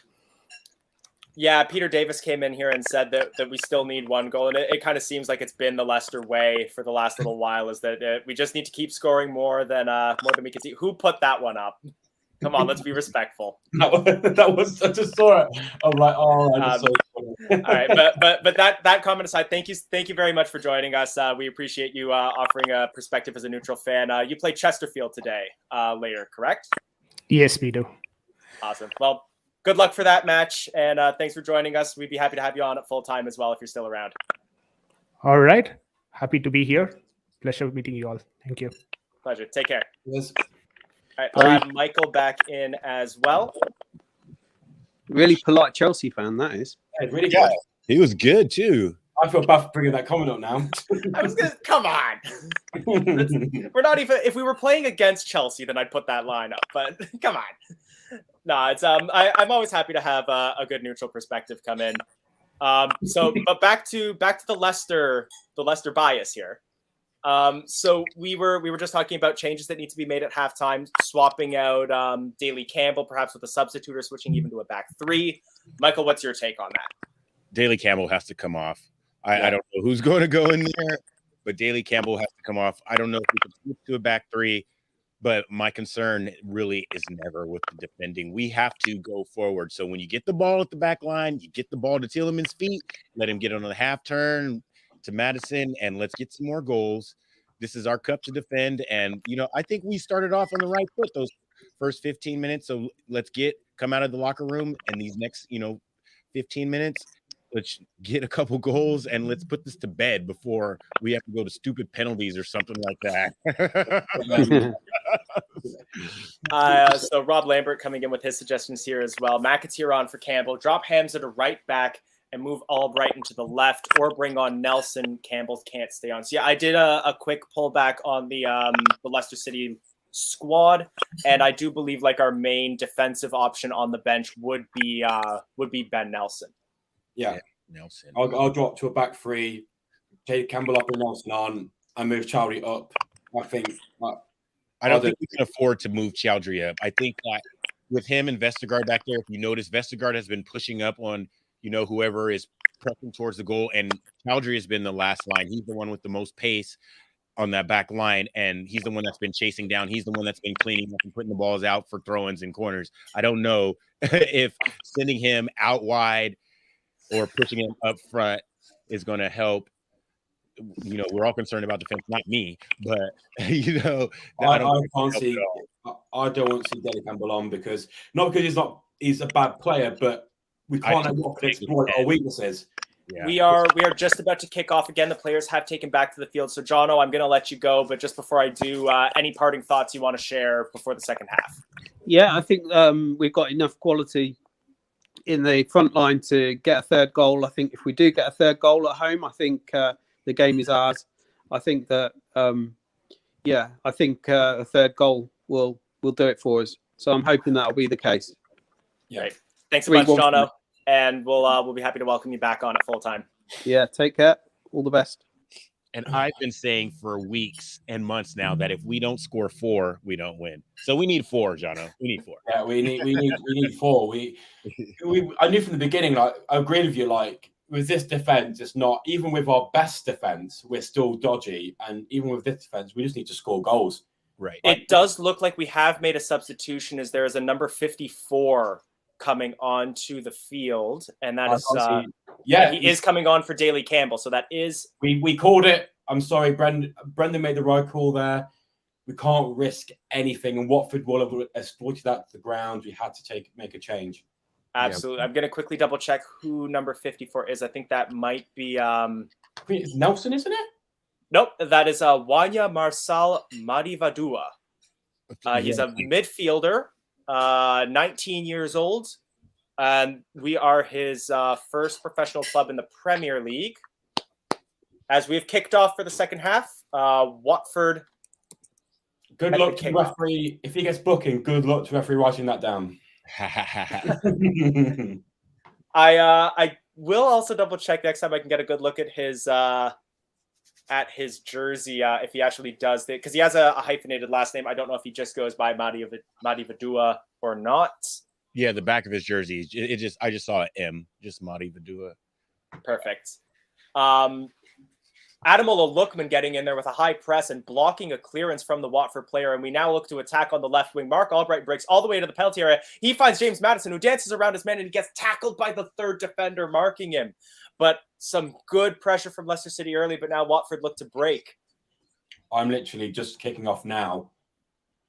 Yeah, I'm defensive error by Hamza Chowdhury gives the ball away. They break into the penalty area. He tracks back, makes a poke challenge that forces him to turn around, but Watford still maintain possession in the penalty area. Hamza doing a very good job of making himself big. They pass it back. It's still in the penalty area. A shot is taken and it is up and over the net. Defensive error by Hamza Chowdhury there that gives Watford a break, but he does very well to track back and neutralize. A goal kick. I believe it's a goal kick. Oh, good D. Oh, good D, Hamza. The way that he doesn't even lose a step of pace there. He poke challenge, forces him to turn around. It was just enough. Good D. I need Maddison to hit that ball first time on the other side of the pitch there. Because Harvey. Look by Hamza, though, that into the Watford's player. But as long as we put pressure, if they don't give them any time, they can't make that decision of getting a clear shot. So we just need to keep that. Right, just bodies in front of them. It doesn't matter who's back there. Just get a body in front of them. I don't know if the FA Cup broadcaster here has the right lineup, but they just showed that we've apparently changed shape to a 4-1-4-1 formation. We could have done with Campbell coming off. We could have done. But they're also saying Barnes would be our sole player up front. No, that's incorrect then. Yeah, that's what I'm confused by. Barnes is showing he's not a striker. I'm with, and Lookman's in the middle of the front line right now. See, they've been switching throughout the match. Perez will come inside and Lookman will go to the wing, or Harvey will come inside and Perez will go to the other side. It's kind of fluid. Barnes and Maddison playing a little bit of a back and forth on the wing. Ball falls to Madivadua. He'll play it back towards Chowdhury He's playing in the Watford half at the moment, so a very high line across the board here from Leicester. Mark Albrighton plays it over. It's back to Madi Vidua. He does amazingly to dance around 2 Watford players, takes a shot, it's blocked, and it's a corner kick. Madi Vidua, great feet. Oh my! And they give him the ball. They actually. I'll tell you what. That is a skills compilation moment for him in his. I think this is his first team debut for Leicester City. Oh, it has to be. It has to be. It has to be. First senior club debut. Confidence. Yes. Confidence. Sends his defender back to Bucks. It's a short corner taken. Back and forth between Lookman and Tielemans at the moment. Lookman with the ball on the wing, trying to get past his man, does a couple step overs. Oh, and he finds Brunt in the penalty area, but Brunt tries to do a layoff 1-2 pass, but Lookman was not there on the run. I've just seen that skill from the youngster. Very, very well done, and a very gutsy thing to try on your debut just a few minutes after you've come onto the field, but it pulls off. Watford now looking to break against Brunt. Ball is deflected by Chowdhury. Oh my goodness, I'm not sure exactly how this is going to be called, but if this isn't a penalty, it's amazing by Brunt. If it is a penalty, it's terrible by Brunt.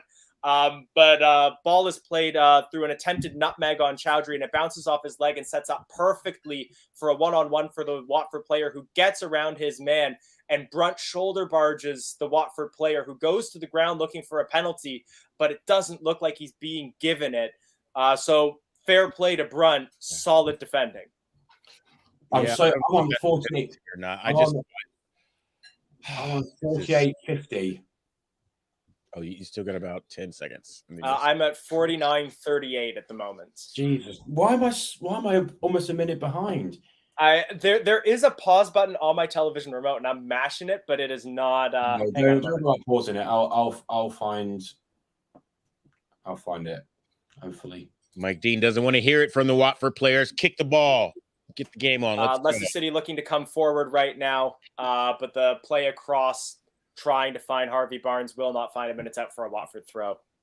Mike Dean doing Mike Dean things, no consistency whatsoever, showing cards when it shouldn't, and not giving cards when he doesn't care. He's just, I don't know what this guy's doing. He's just Ngakia takes the throw in, and it's back all the way to Bachmann. Oh, this is going to be a really nervous half. It should be a nice, easy FA Cup draw, but no, it's tense, it's horrible. COVID. Would it be Leicester City if we made the game easy? Come on. No. Mark Albrighton's cross is blocked. Jose Perez gets the ball off of his man, tries to play it into the penalty area, but it is blocked. Trickles into the penalty area towards the penalty mark, but it will be cleared by Watford, and now Watford look to come forward.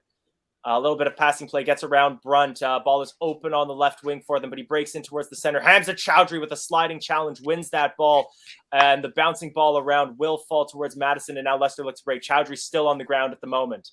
Ball will fall in the center of play. And the pass just doesn't find Harvey Barnes on the run. Perez tries to play a through ball, but just doesn't get the run right there. Shows a little bit of frustration. Their shot taken from distance by Watford, and it is out of play over the net. This match is absolutely wide open. Very much so. Very much so. Chowdhury has been... let me tell you, if these 11 players were walking on the beach, there would only be one set of footprints from Hamza Chowdhury carrying the rest of the team on his back right now. He is. He is. Oh, man. I'm just disappointed I'm watching the game, but I'm like, it's pretty irrelevant because you guys are so far ahead. No, you got to watch it. That way you can see the action and you can analyze. Yeah, keep an eye, because when you can see these plays, the way that Chowdhury's been playing, like he drops to the ground and lets the ball go off of him, and it does just enough. Corner is played in by Watford. It will fall to a Watford head. Player is forced to turn his back to goal. He's trying to turn and shoot, but there's some good pressure being put on him by Brunt. He's forced to play it back. Ball goes into the penalty area. It's headed away by Barnes. Watford now have the ball, but they were again forced to play it all the way back towards Bachmann. And the pressure is at least released a little bit. But Watford are hitting us with both barrels at the moment. Yeah, John Towers is absolutely nailing it at the moment. It is very open at the moment. I would say, as it's looked so far, Watford have been the better team in the second half. It's only been, well, for me, it's only been 7 minutes. we play better in the first half at the beginning. So hopefully when it turns, hopefully when it goes longer, we settle down a bit. We'll be fine. We know the way that this team works, and that it can sometimes take us a little while to get settled back into the game. But when we do very well. Vestergaard knocks his man over, but concedes a free kick that they take quickly. But the Watford player slips in the penalty area. That was, I think, Joao Pedro who slips, cannot collect the ball in the area, and it's out for a throw into Leicester City that Mark Albrighton will take. Does the pitch look a little divotty to you guys? I don't have the highest res television, unfortunately, so I can't really tell. Like it just looks like grass to me. A little. It's not the best pitch I've ever seen, but I wouldn't say that like players should be slipping as much as they have been. Right, and I know that we have world-class grounds crew, and like there's even a ground through ball that's played through. Harvey Barnes with the ball. He shoots. He scores. There's offside at the moment, but he celebrates. Let's go, Harvey. Is it offside? He is offside. It looks like he is offside. Of course he is. Oh my God, Elijah! I'm sorry. We're just seeing the replay on it right now. Oh, this had better go to review. I think he's onside there. He's off. He got to hold on. He got to hold on a little bit. He has. Michael, I don't know if have you gotten to see the line replay yet, though? It looks like he might be like half a step on. I haven't seen any replay. I'm just from watching it. I'm like, please hold your run. Please hold your run. And it just. Mike Dean's getting told something right now. Jono at the moment. Oh, he might be on. He looks like he could be on. It's going to VAR. He looks like he is onside to me. Yeah. He's onside. He is onside, and that is called goal for Leicester City. Yes, come on. 3-1. Let me get that banner off the screen. That it wasn't even on the screen to begin with. Let's get that goal video on because it's Leicester onside City by a mile. Watford 1.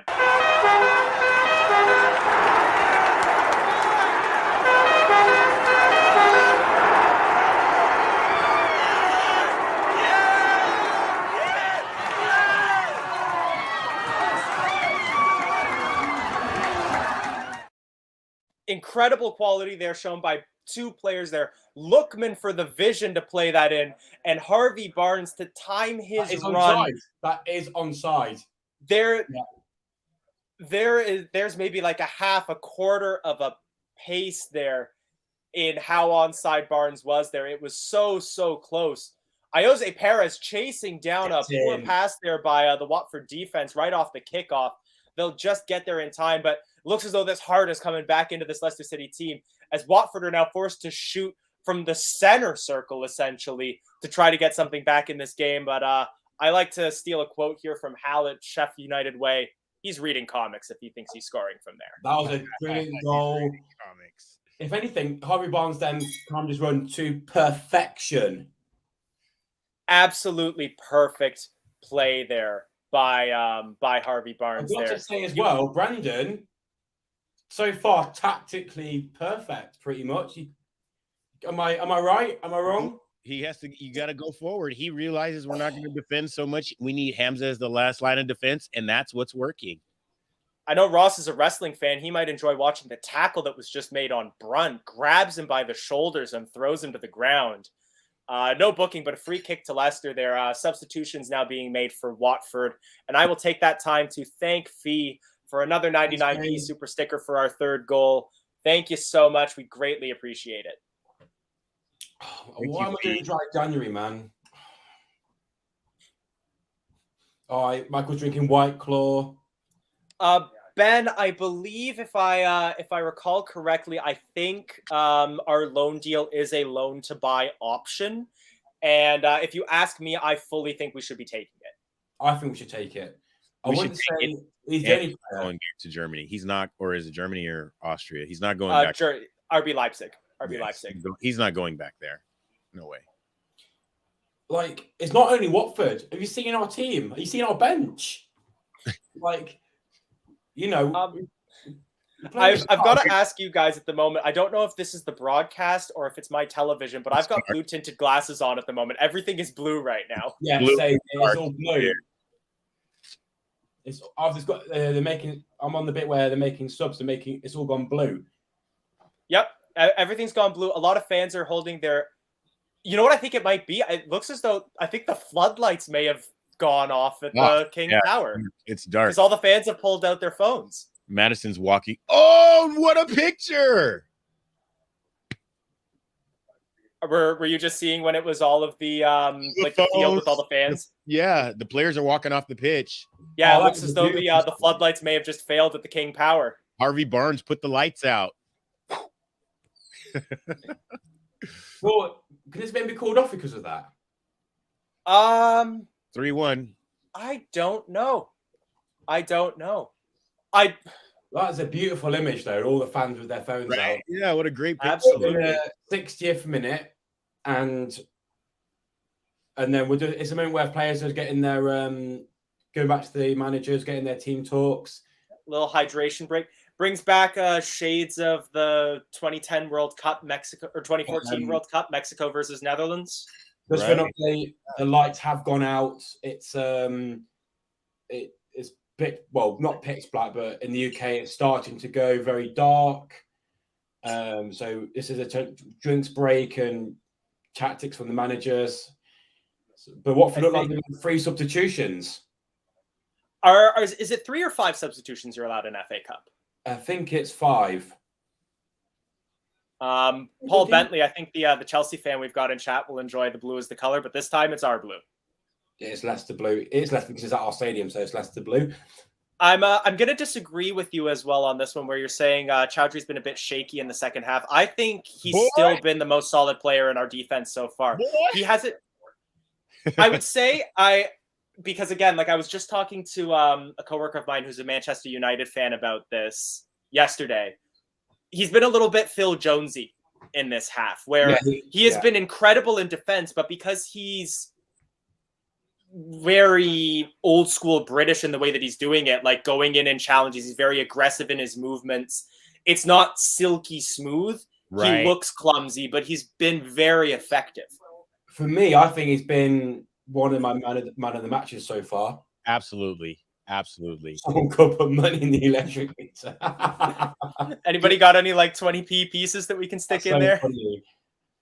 I don't know what it's like in America, but some in the UK, in like some estates in the UK, some of the poorer estates, you have to put you got like a big box in your house. You got to put money in to turn the power back on. It's not like that for us. It's at least in Canada, like you have that meter, but no, you pay your bill monthly. But if people don't pay their bills monthly, you just put coins into a box and it turns the power back on. Oh wow! Wow. So there you go. There's us North Americans here learning things. That would be like highly illegal here, for sure. But Harry the hamster fell off his wheel. Somewhere in a back room, Filbert is just running on a treadmill trying to generate power. Right? Yeah. But the thing that interests me is so like the floodlights have gone off, but clearly there's still power because like the advertising boards are still on. Yeah. Because the thing is though, like not all the lights can just go off. Like if the trip, I think a trip's been triggered, like somebody plugged in a kettle. I don't know. Yeah, I would like to while we're also on a break and play here, I want to give you an update around the horn because I just switched tabs and I am floored here. Joe Ironside has scored for Cambridge United, and they are leading 1-0 at St. James's Park. Of course, yeah. Kieran Trippier in the game. I don't think so because I don't think he's a registered Newcastle player yet. Oh. No, he is not available to them at the moment. But they're playing a very solid lineup here. Oh, sorry, Trippier is in the lineup. He's playing right back. Absolutely, you don't spend that money and bring this guy. He's been dying to get back to England. When he went to Spain, I thought to myself, "No way, this guy is not going to last there, and he wants to come back so bad." And look what happened. He wanted to come back so bad. He's at Newcastle. For further updates around the horn. Newcastle 1-0 down at St. James's Park. Peterborough 1, Bristol Rovers 1 at the A-backs still. So those are still the 2 first half goals there. They're saying floodlights are back on here in Leicester. So this match will not be abandoned. Barnsley 2, Barrow 0. Still West Brom a goal to the good against Brighton at the Hawthorns. Leicester 3, Watford 1. Sorry, Brendan have a conversation with Cleverly. Maybe we'll be signing him. No, hope not.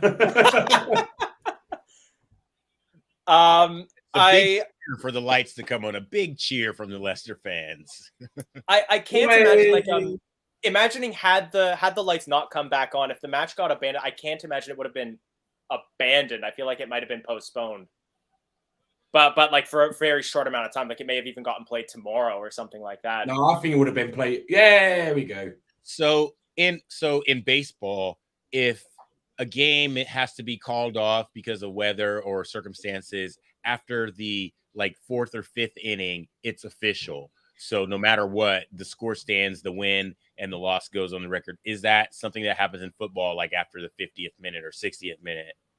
You're ringing a bell for me. Like, I think that might be the case in the 65th minute, but I think that's a case by case. Like, I think different tournaments have different rules. So I don't know the standard in the FA Cup. And we also hadn't made it to 65th. That would have been devastating if it got called off to a 3-0 Watford win while we're winning 3-1. Right, yeah. I think they would have just done it like, do you know how if a player has like an injury, like, do you know when in the Denmark game, Ericsson had a heart attack, they played it an hour later? Maybe it would have been like that. It's possible. It's possible.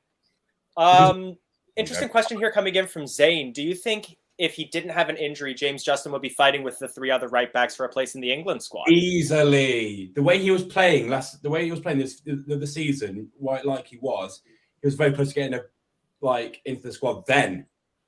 Well, doesn't he play with the under 23s England? He did. He was took off after 10, 15 minutes, maybe just to give him a warm up, but he came off early in that one.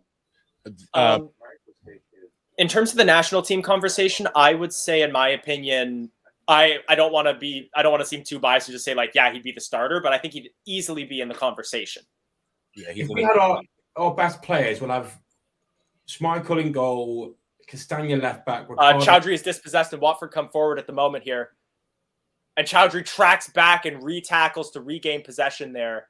But it is no free kick to Watford, and Ward will play the ball out from the back. But yeah, sorry, I cut you off there, but you were just saying, and Felix is agreeing with you here, that like James Justin was like one of our best players before he was injured, and he's going to be such an important part of our defensive lineup when he's fit again. Definitely, he's would be a key player. If we have our full squad, we'll be in we'll be easy to compete for top 6. If injuries and COVID wasn't a factor, we'll be definitely up there. Who are the England right backs? Is it Trippier, TAA, Trent Alexander-Arnold? Yep, he's in Arnold. Trippier is a right back, and he can play in front of Trippier for sure. With Trent in there, I don't think anyone's going there anytime. That's the thing. Alexander-Arnold is very hard to dethrone there because, like, again, bias aside, he's one of the best right backs in the world, let alone in England. Right. James Justin will have to work on his crossing and work on that aspect of his game. He just needs to get fit. That's his main priority, is just to get fit. Right. So bad. ACL is so bad. Harvey Barnes making a big defensive challenge there on the wing to send it out for a Watford throw, but he's showing his defensive acumen as well here. We can't go to 3-2 now. We have to, because 3-2 will equal 3-3. We have to stay calm. We have to just make them frustrate them, keep the ball. We just defend. We don't even have to be panicky. Again, he's a Chelsea fan, but I think in all fair, that might be that third right back that we were talking about is Reece James in that conversation. Yeah, he could be in the conversation easily. Reece James has been brilliant this season. But again, he's injured. So a lot of players, I don't know why AFCON is being called, because I thought it was cancelled at one point, wasn't it? They got to play it sometime, John. They got to play it at some time. Like, really, they do. I feel like it might be one of those side effects of like what the pandemic has done to football. I feel like because there's been so many injuries across so many teams. I think the number of games that players who haven't gotten sick at some point, have had to play more games, and they're getting injured more often because like it's obviously hitting us hard. It hit us hard last season. It's hitting us harder this season, but it's hitting Chelsea. It hit Liverpool. Watford breaking into the penalty area at the moment. They're maintaining possession, but just enough poke challenges there from the Leicester City defense do enough to help get that ball out of there. But again, a shaky moment where we are doing just enough to hold on here. That goal from Barnes was absolutely vital. It was 100%.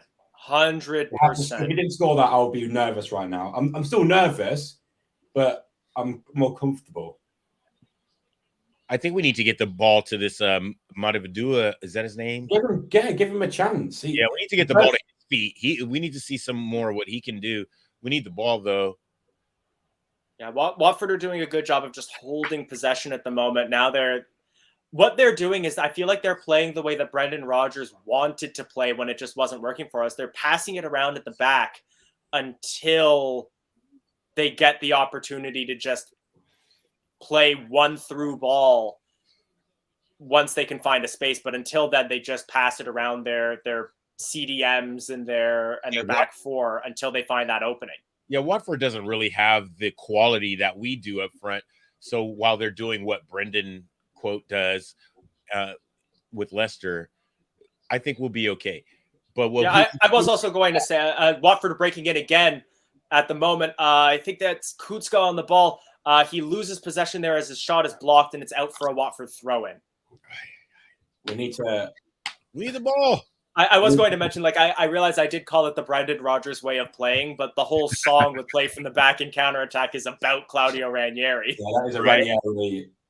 That is his philosophy. Play from the back, counterattack, pizza for clean sheets. He gave us an identity. I think Ranieri just gave us an identity. He did. Absolutely.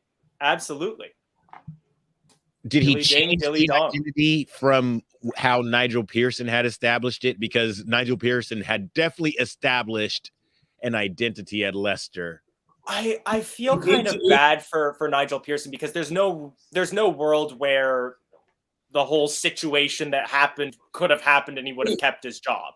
He called an ostrich.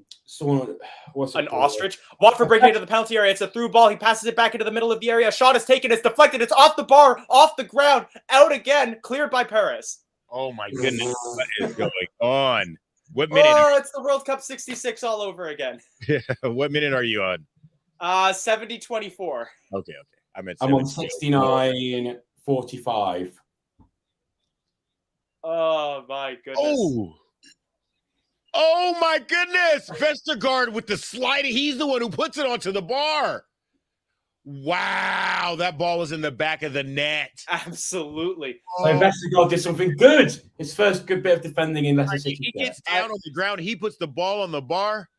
Woo. He would have, just seeing the review here, he would have been offside had that gone into the net. Joao Pedro offside in the build-up. But still, shaky moments there for Leicester City. You gotta play. Yeah, you gotta play to the whistle. 100%. I mean, Vestergaard is still pumping his fist. He's like thinking it's the best thing he's ever done at the club. Zane, if you want somebody to do that, you gotta wait for Ross. Ross loves to impersonate Brendan Rodgers when he comes on. Please not. He's banned from coming on. Ross, you gotta give him his 5 minutes. I've just seen the you haven't seen his skills compilation from when he was at St. Mary's. I don't think that was offside. Was that offside? He looked offside in the replay there. His arm was offside, but you can't score with your arm. It looked to admittedly, I saw the replay very quickly because I was also looking at comments at the moment. But it looked like his knee was also offside. I mean, again, either way, let's give some credit where it's due to Yannick Vestergaard. He saved us that goal. Yeah, he did. You can't take, even if it was would have been a disallowed goal, he still didn't know that and he defended well. Ball cleared from the midfield by, I think that may have been, no, it was not by Brunt, but Brunt then heads the ball twice, but that ball does fall to the Watford man. Oh. But we're getting it. We're swarming their players in the midfield. We're not giving them a chance to sort of build up some momentum here. I think this is where we've been going wrong. We've been trying to cut them off when in defence, which is too late. We need to swarm them and cut them of this like, you know, midfield. Another lofted ball, looking to find their player, and Danny Ward does a good job of getting in there and catching it ahead of the Watford attacker. If we win this, do you think we've done extremely well, or we've just played average and got a win? I would say little from column A, little from column B. We have played like an average side, but we have done so with our B and C level players, especially in defense. Like we're playing CDMs as center backs, and now 3 youth team players as we make another substitution. And even players like Perez and Brighton aren't first 11 players. Well, Ayoze Perez's day is now done. Number 49 is coming on. Again, I'm not sure of the numbers for it. It's going to be Casey McAteer coming on for Ayoze Perez. So that's surely a change of shape because McAteer, he's a midfielder. He's not going to be our sole player up front. I think that's wise because we need to, cut off the blood supply. Watford are making good plays from midfield. If we stop that, then we stop most of their attacks. Watford have made 2 more substitutions now, so they are out of substitutes. I would say that we have played very well. I would say, considering the circumstances, the amount of players that we have in the squad, the players on the pitch that are going to play 90 minutes are going to be playing their hearts out, and we're up 3-1 in the first game of the FA Cup that we have. So, this is as good as it gets for us at this period of time. We got to get this 4th goal though. I was going to say so that was my stance, was sort of that it's been a tough match, and we obviously haven't been playing like we're not like a Galacticos side here. No, we're not. When you look at the team sheets here, Watford are playing half their starting 11 and half a B team. We're playing maybe a third of a starting 11 and a third of reserves, a C team. Yeah, absolutely. Guys making their debuts. Ball now with McAteer on the right flank. So there's clearly been a change of orientation of players because it looks like McAteer is playing as a left midfielder. It looks as though we might now have a front 2 consisting of Madison and Barnes. Either that or Madison is now a sole striker. And we are definitely playing a back 3 now. Ball played across the penalty area, looking for Harvey Barnes there. Ball is played just maybe like a meter too far forwards, and it won't find him. But Madison does a good job of recollecting the ball, and we still have possession on that right flank. We're forcing Watford back in numbers here. They do not want to concede a 4th. Madison does a good job of getting into a bit of space. He holds his crosses the ball in. It won't find anybody, and it's left for McAteer to chase down. He'll play the ball back, and it's to Masafwide. I apologize. I definitely just said his name wrong there. Brunt then plays the ball up and over, and he'll find, I think that's Albrighton on the wing. Great just put up a comment, which I think should we talk about? We said at the beginning of the game. Could be a penalty there. Mark Albrighton brought down to the penalty area, nothing given. Do you think this was a lost opportunity for Perez to perform? I don't know. I don't think you can. He's been a 6.5, 7 out of 10. Yeah, we're up 3-1. I don't know if he's made any bad plays. That's a foul. Yeah, free kick given to Watford over a somewhat clumsy challenge by Tielemans. It's still in the Watford defensive half, but they're going to put this as close to the center circle as they can, and they play the ball backwards. We got to stop hating on our players. Because they're all 100%. They're all we got.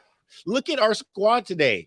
How many players have been hated on all year that are in the squad right now winning us this FA Cup game? Yannick. Yeah, I was gonna say I'll slight Vestergaard and Bertrand from time to time, but it's at the end of the day, if they wear this on their chest, yeah, I'm behind them 100%. People wanted them out of the club. They're like, get him out of the club, and like, come on. Mark Albright makes an incredible defensive challenge there that also helps turn momentum. Harvey Barnes now looking to break. He plays the ball over towards Albrighton on the wing, and we're back as Watford are trying to track back in numbers. Albrighton forced to slow the play down a little bit as he doesn't have a passing option. He finds Lookman in the corner. Lookman goes back to Albrighton, and play has calmed down a little bit here. Watford are back in numbers now. Albrighton and Tielemans a little bit of back and forth. Maddison gets knocked down, and that is a free kick to Leicester City in a good crossing position. Yeah, John O'Tower saying Leicester fans always need someone to moan about. 2 or 3 people to moan about at a time. I like Felix's comment. I think he's a good player, but he's a really good backup player. Like he puts in an effort. If he comes on, like I know he's putting 100%, which is what we need. I don't think he's starting 11 quality, but he's a really good player to come on and make the difference. I could definitely agree with that. I don't like. I can't see him starting playing 11 quality. He could start in a bunch of Premier League teams, I think. There was a perfect cross that was played over that fell to the feet. I'm not sure if it fell to Lookman or maybe Barnes, and the shot goes maybe 5 centimeters over the bar. Ademola Lookman there. It forces Bachmann to jump. He may have had it covered had it been on target, but very, very good opportunity there for Leicester City. Oh! Could have and should have been 4 there. Excellent play there by Tielemans. I am shocked that was a foul, and Tielemans is shocked as well. A free kick is given to Watford there. I thought it was a clean challenge, but Watford waste the free kick anyways and decide to just pass the ball to Danny Ward. Yeah, I think Perez, I mean, even in this minute, the 80th minute, he's, closing down.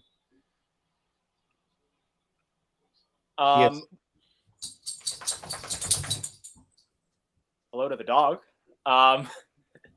Yeah, I would say that again, it was a very, very solid play there. But jumping back to Perez, he's a good depth player. I'd say the worrying thing for me with Perez is that I would say personally I rate Daka over him. I rate Iheanacho over him.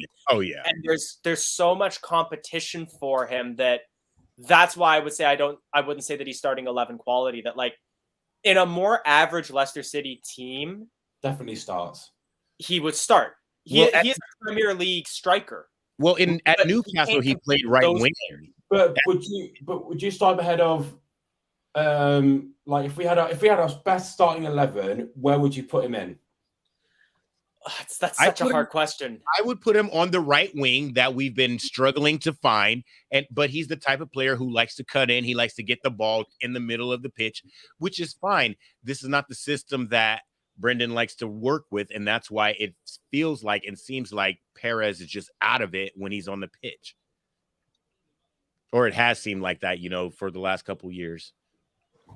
So just for an update, we are 80.5 minutes into this game. Still Leicester 3, Watford 1, but Watford doing their best to apply some pressure here. But similarly, Ademola Lookman continuing to put a shift in. It looks like he might be our sole striker now as he chases down a ball that was played all the way back to Bachmann. They tried a through ball. Mark Albrighton gets knocked over by his man, and I'm not sure whether that was offside or a foul on Albrighton, but either way, it's a free kick to Leicester City. Lookman still got some gas in the tank. I like Ademola Lookman, whether he has played well or poorly match by match, he, a bit like Mark Albrighton, he puts everything he has into every performance. Yes, as much gas as he got, he's going to empty his tank, even if that's in 30 minutes. But today, it looks like he's fit. He's played the whole game. Every run he's done has been full sprint, and he's looked dangerous with the ball at his feet and running in behind. He got the assist to Maddison with a great hold-up play, a great touch on in the middle of the pitch. And, yeah, this is awesome. Let's go. Would you, if you're Brendan now and we're 2 goals up, would you take off Maddison or Tielemans to, rest them and bring on another youth player, or would you just keep it as it is to be safe? I'm so scared to do something like that because it's one of those, if it goes wrong either way, you're going to be slated for the next month. Because Maddison coming forward here, I'll get back to that in just a second, as he smartly lays the ball off to Tielemans. Tielemans shoots from a distance. Bachmann will hold. Because, yes, it makes sense to rest those players because we cannot afford another injury. But that midfield position is where Watford are so dangerous because that's the engine room where they start those through ball attacks. And if we put a youth player on who can be taken advantage of, and we give them more opportunities to play those through balls, it's not impossible for Watford to get 2 goals in 8 minutes. No. Maddison has had like 6 or 7 outside of the boot passes around players that have been on point today. He has so much swag the last month and a half. I think he's going to carry us as long as he stays fit into this next period of matches, because it's going to get thick and fast with everything that was postponed. Like the festive fixtures were not really that bunched together and festive for us. We've had some games off, but it's gonna come back. But it's gonna come back when everybody's fit, hopefully. Through ball, looking for McAteer there, that will go out for a throw into Watford as we get into the 83rd minute. So 7 minutes left plus injury time, but there will be a lot of added time here to account for the power outage that took down our floodlights. So I would assume that we're probably going to be looking at least 6, possibly as much as 10 minutes. I can't see more than 6. Was it that long? Were the lights out that long? The lights were, I would say, for like 3 to 4 minutes, and then they're going to add 2-3 minutes just for stoppages in the game. There have been a few goals. Right. Brendan pacing back and forth in about a 1-yard area. I don't know how you do it, but he's doing it. He's just like, McAteer is getting very passionate. They just showed a very close-up shot of him as he was running, and he was yelling to his teammates there about tactical plans, getting into space. Like he is playing today. Yeah, I want to see my M guy. I'm gonna have to read it. I want to see him with the ball at his feet. Harvey Barnes on a through ball there. He has one defender between him and the goalkeeper. He gets around him, plays the ball across the penalty area. Madison lets it go. It falls to Lookman, saved, and then it falls to Mark Albrighton, and I have to buy a shirt. Mark Kevin Albrighton puts in the rebound past Bachman. Yes. And that is Leicester City 4, Harvey. Watford 1.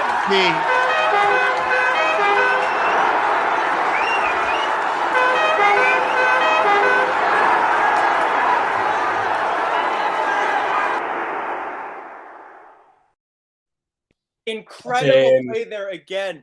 The awareness shown by the players here. Harvey Barnes just takes like a 10-degree turn to lose his man. He lays it off. Every single Watford defender thought that Madison was going to shoot it. He steps over the ball. It falls perfectly to Ademola Lookman, who takes a shot, and credit where it is due to Bachman. Great save. A great Bachman save. made an incredible save there. And right off the rebound, it falls perfectly to Mark Albrighton. He says, yes, thank you so much. 4-1. Another substitute is made for Ademola Lookman, now coming off for Will Alves. And Fee, thank you so much for the 99p super sticker. For the 4th goal of the match, Mark Albrighton in the 85th. And yep, Rob Lambert is calling me out. I said I'd do it. If it is still in stock in a small, I'll get the Mark Albrighton shirt. And like I said, we got to score four goals. It doesn't matter how shaky we look at the back. We got to score. If we got Madison and Lookman, Tielemans going forward, we have a chance. Those players are quality. We're at home. The stadium's packed. Let's go. It's our cup. Let's go. Whoever put the extra £5 into the power box also put something into the Leicester City players here, because Jono's hitting the nail on the head that since the floodlights came back on, we've looked a different side in this second half. I bet someone was like, "Oh, just put the lights off just to stop the momentum, and then I'll turn them back." They put the lights down on their performance. That's what they did. Those kids found out that their parents would get charged if they ran onto the field, so now they're just flipping breakers off instead to find a way to stop the game. I think it's. Let's go. I don't think Watford will score 3 goals in 6 minutes. I can't imagine. As Danny Ward boots that ball well upfield. Can we talk about man of the match now, or is it too early? Ooh. Let's wait until the 90th minute, because I want to see how much added time there's going to be, and then we'll talk man of the match. Ooh. Play is a little bit quieter at the moment, so I'm going to refresh and give an update on the scores around the horn as well. So in the 89th minute, mostly across the board here, Cambridge United still holding a 1-0 lead at St. James's Park. As Leicester City look to come forward again, Harvey Barnes takes a shoulder to the head, but no free kick is given there, and Watford do survive that. Peterborough have a 2-1 lead over Bristol Rovers. Barnsley 2, Barrow have leveled the score. They've pulled 2 back with 10 men. West Brom have a man sent off and are level with Brighton at the moment at the Hawthorns. Leicester City breaking into the penalty area at the moment. A lovely cross that was played over by Alves, but he can't find anyone, and it falls to Albrighton on the opposite side of the wing. He then plays a cross off of the defender, and it goes out for a corner kick. Kidderminster Harriers, who I believe are currently in the non-league game at their stadium, Agborough, have a 2-1 lead over Reading, the championship side. Port Vale 4-1 down to Brentford. Wigan currently beating Blackburn Rovers, the high-flying championship side, 2-1.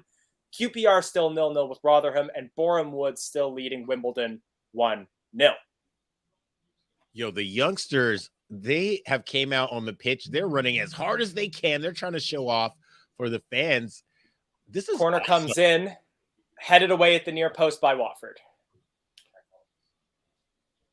I'm not going to catch up to you guys. I'm still on the 87th minute. Alves, on his toes, dances around 2 Watford players.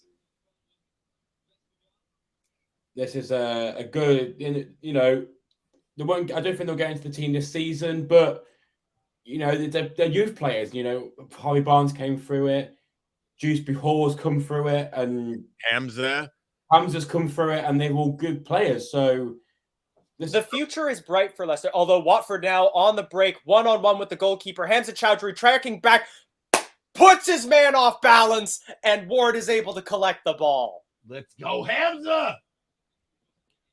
Alves is 16. Oh my gosh. He's a baby.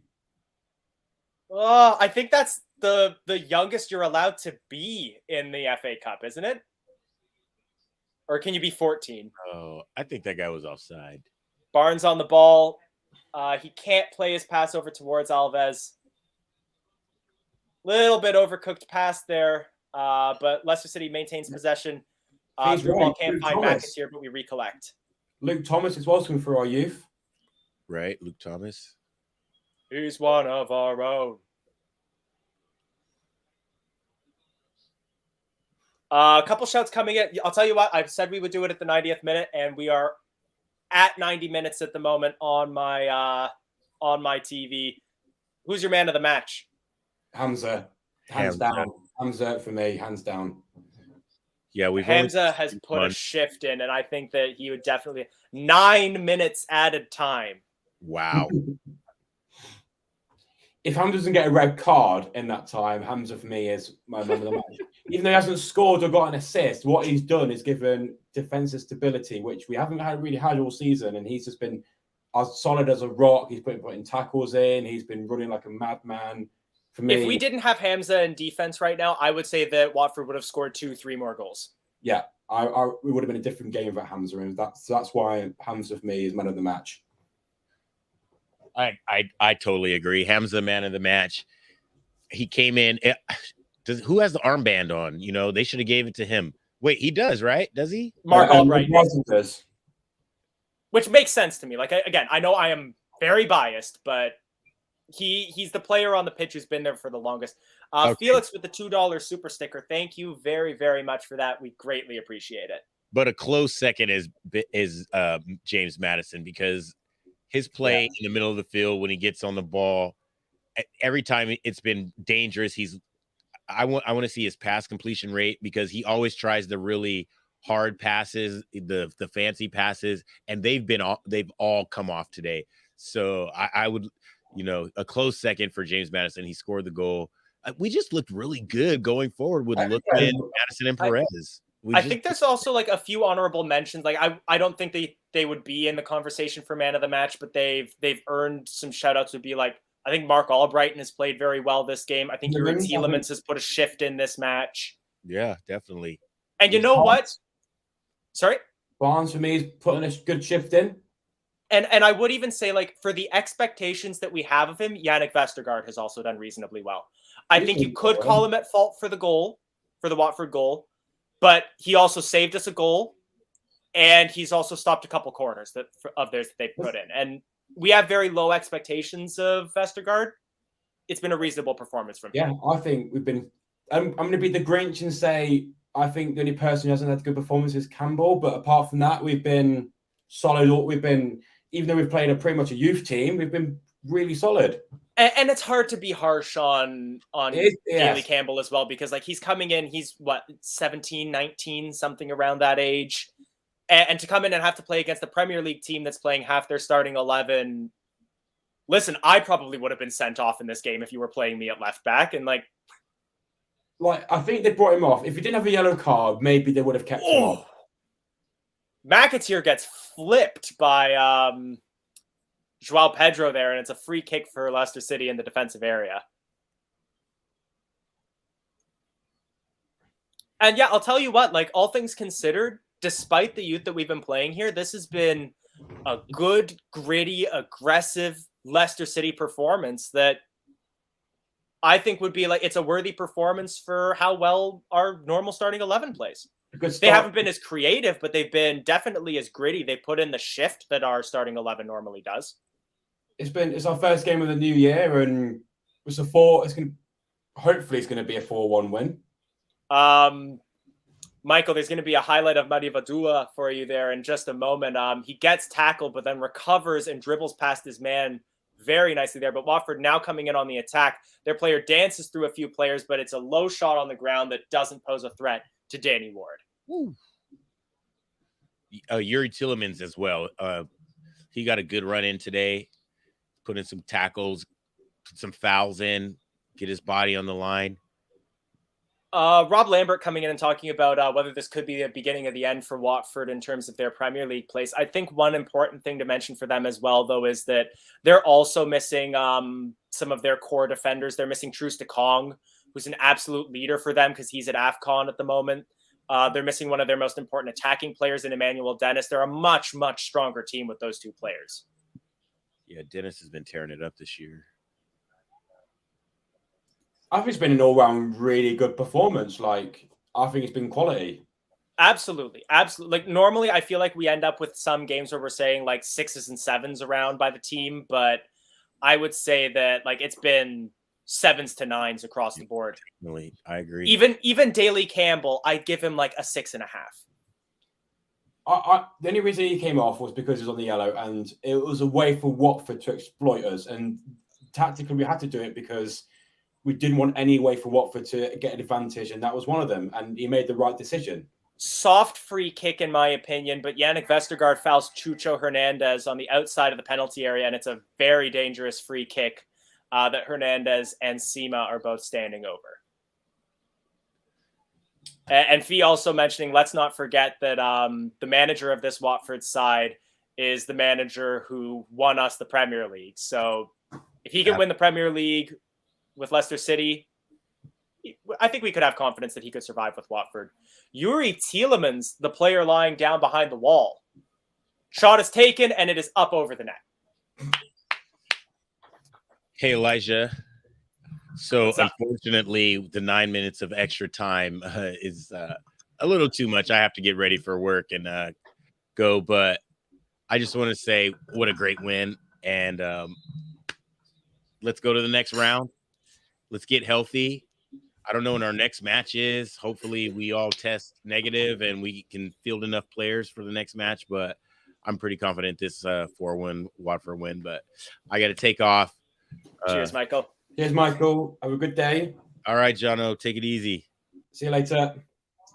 I'm seeing a couple comments coming in about Newcastle's result. I'm just going to quickly check there. Full-time, Cambridge United have eliminated Kieran Trippier's Newcastle United at St. James's Park. There's not going to be happy fans where I am. I can tell that right now. Oh, if Sunderland win today as well, like you might need to just stay home. Yeah, well, I'm fine. I'm just a Leicester fan. I'm nothing to do with them today, so it's good. Yeah, but anybody who's not in black and white. No. It's gonna be a spicy day there. Leicester City coming forward again, and Harvey Barnes will play it off the defender, and it is a corner kick. 97 minutes in, so 2 minutes away from the end of the match. I'll tell you what, if you want a game for the neutrals today, besides this one, which I think is another great one, Barnsley Barrow 4-4. Barrow with 10 men in the 92nd minute at the moment. because that game only making it there because Josh Kay scoring for Barrow in the 90th minute. There was 4 goals in the past 10 minutes. It went 83, 86, 88, 90. What a game that is. Port Vale have been eliminated by Brentford at Vale Park. That is full time. And Brereton Diaz's Blackburn Rovers have been eliminated by Wigan Athletic at the DW. Cross comes in for the corner, headed away at the near post by Watford. I'm not sure what defender it was, but he got full head higher than anybody else. And now Watford look to break quickly. Players tracking back in numbers, and Yuri Tielemans gets in there and pokes the ball clear, and Leicester survived that attack. We are into the 99th minute now, 8 minutes of stoppage time played as Brunt looks to come forward. And I'll tell you what, Brunt also played fairly well. He plays a through ball that finds Harvey Barnes. Barnes puts it across the penalty area. It is cleared for a corner kick, and this will probably be one of the last plays of the match. But yeah, I think also Brunt deserves a bit of a shout out as well. Another one of those youth team players. Not put a step wrong. I think he's been really good, been consistent throughout the game. Good shout out. Barnes was called offside on that build-up play, the through ball by Brunt. He was offside by about a pace. So that will be a free kick to Watford. 99 minutes have been played in 2 seconds. They will have been. We're just waiting for the full-time whistle now. Full-time here at the King Power Stadium. It is Leicester City 4, Watford 1. A very solid performance by the Foxes. Credit where it's due to Watford. They played an aggressive game. They tried very hard, but at the end of the day, an excellent, excellent performance from the Foxes here.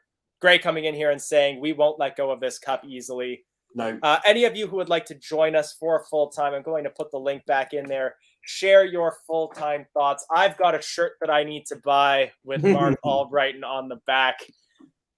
I'm just looking at the FA Cup in Kidderminster. They're beating Reading in the Championship. That is so low in the football pyramid. That would be the equivalent of because I'm actually even now just seeing they're not even in the National League. No, they're in North South. That's lower than the National League. That would be the equivalent of Leicester being beaten by Barnet.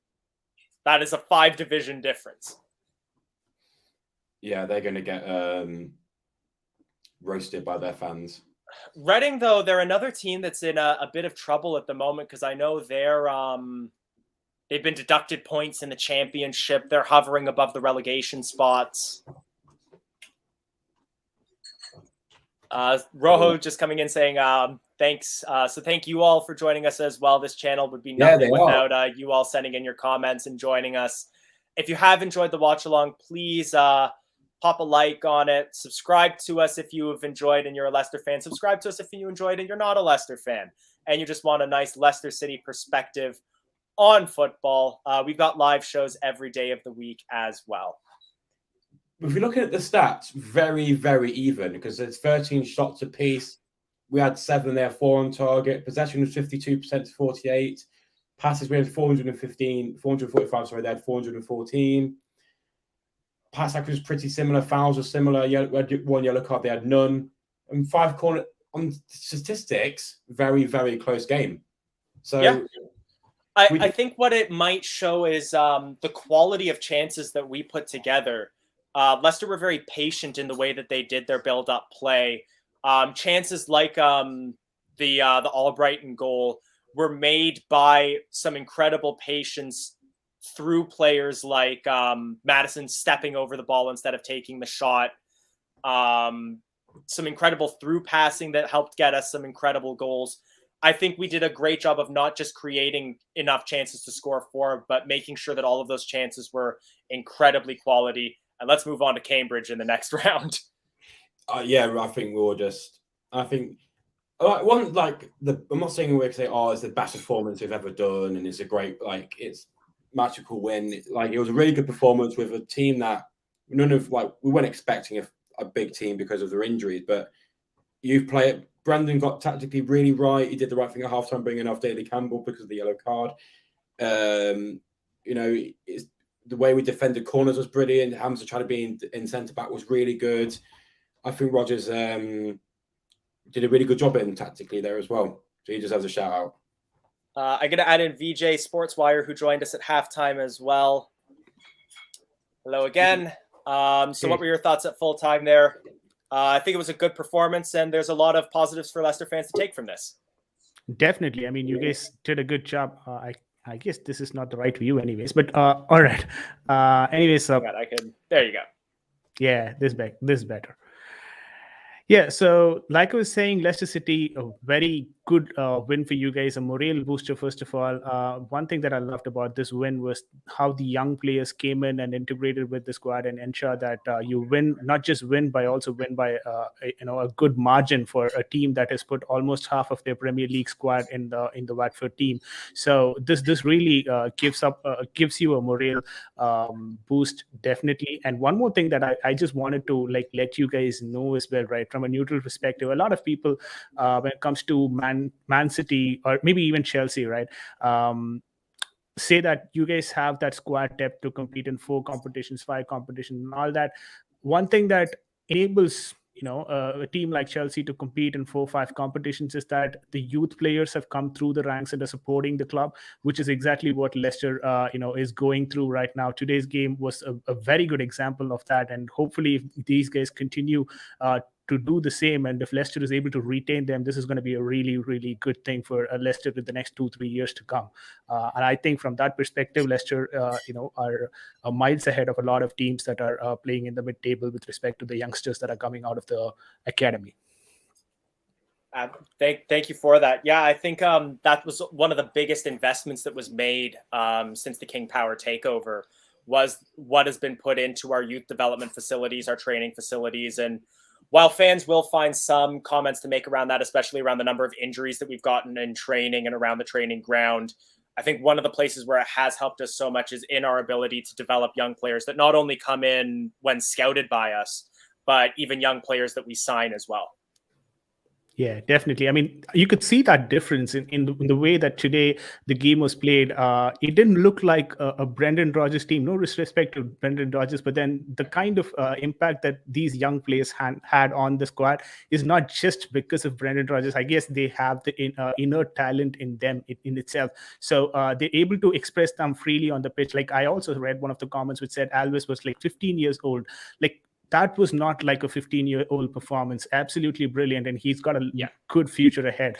So these are certain characters, and of course, Chowdhury. I'm not sure how young he is, but then his performance today was a standalone defensive material. That's how I put it. Like it was almost like if I have to compare that performance to someone in the Chelsea camp right now, I'd say it was like as passionate as that of a Rudiger performance that he puts in and day out for the team. It was that dominant, and yes, of course, there were instances where he made mistakes during the early second half, but those mistakes are bound to come. Not everyone can get everything in the entire 90 perfect, but his performance today was absolutely stand out as well. And the link up, like I told you, the mid halftime show as well.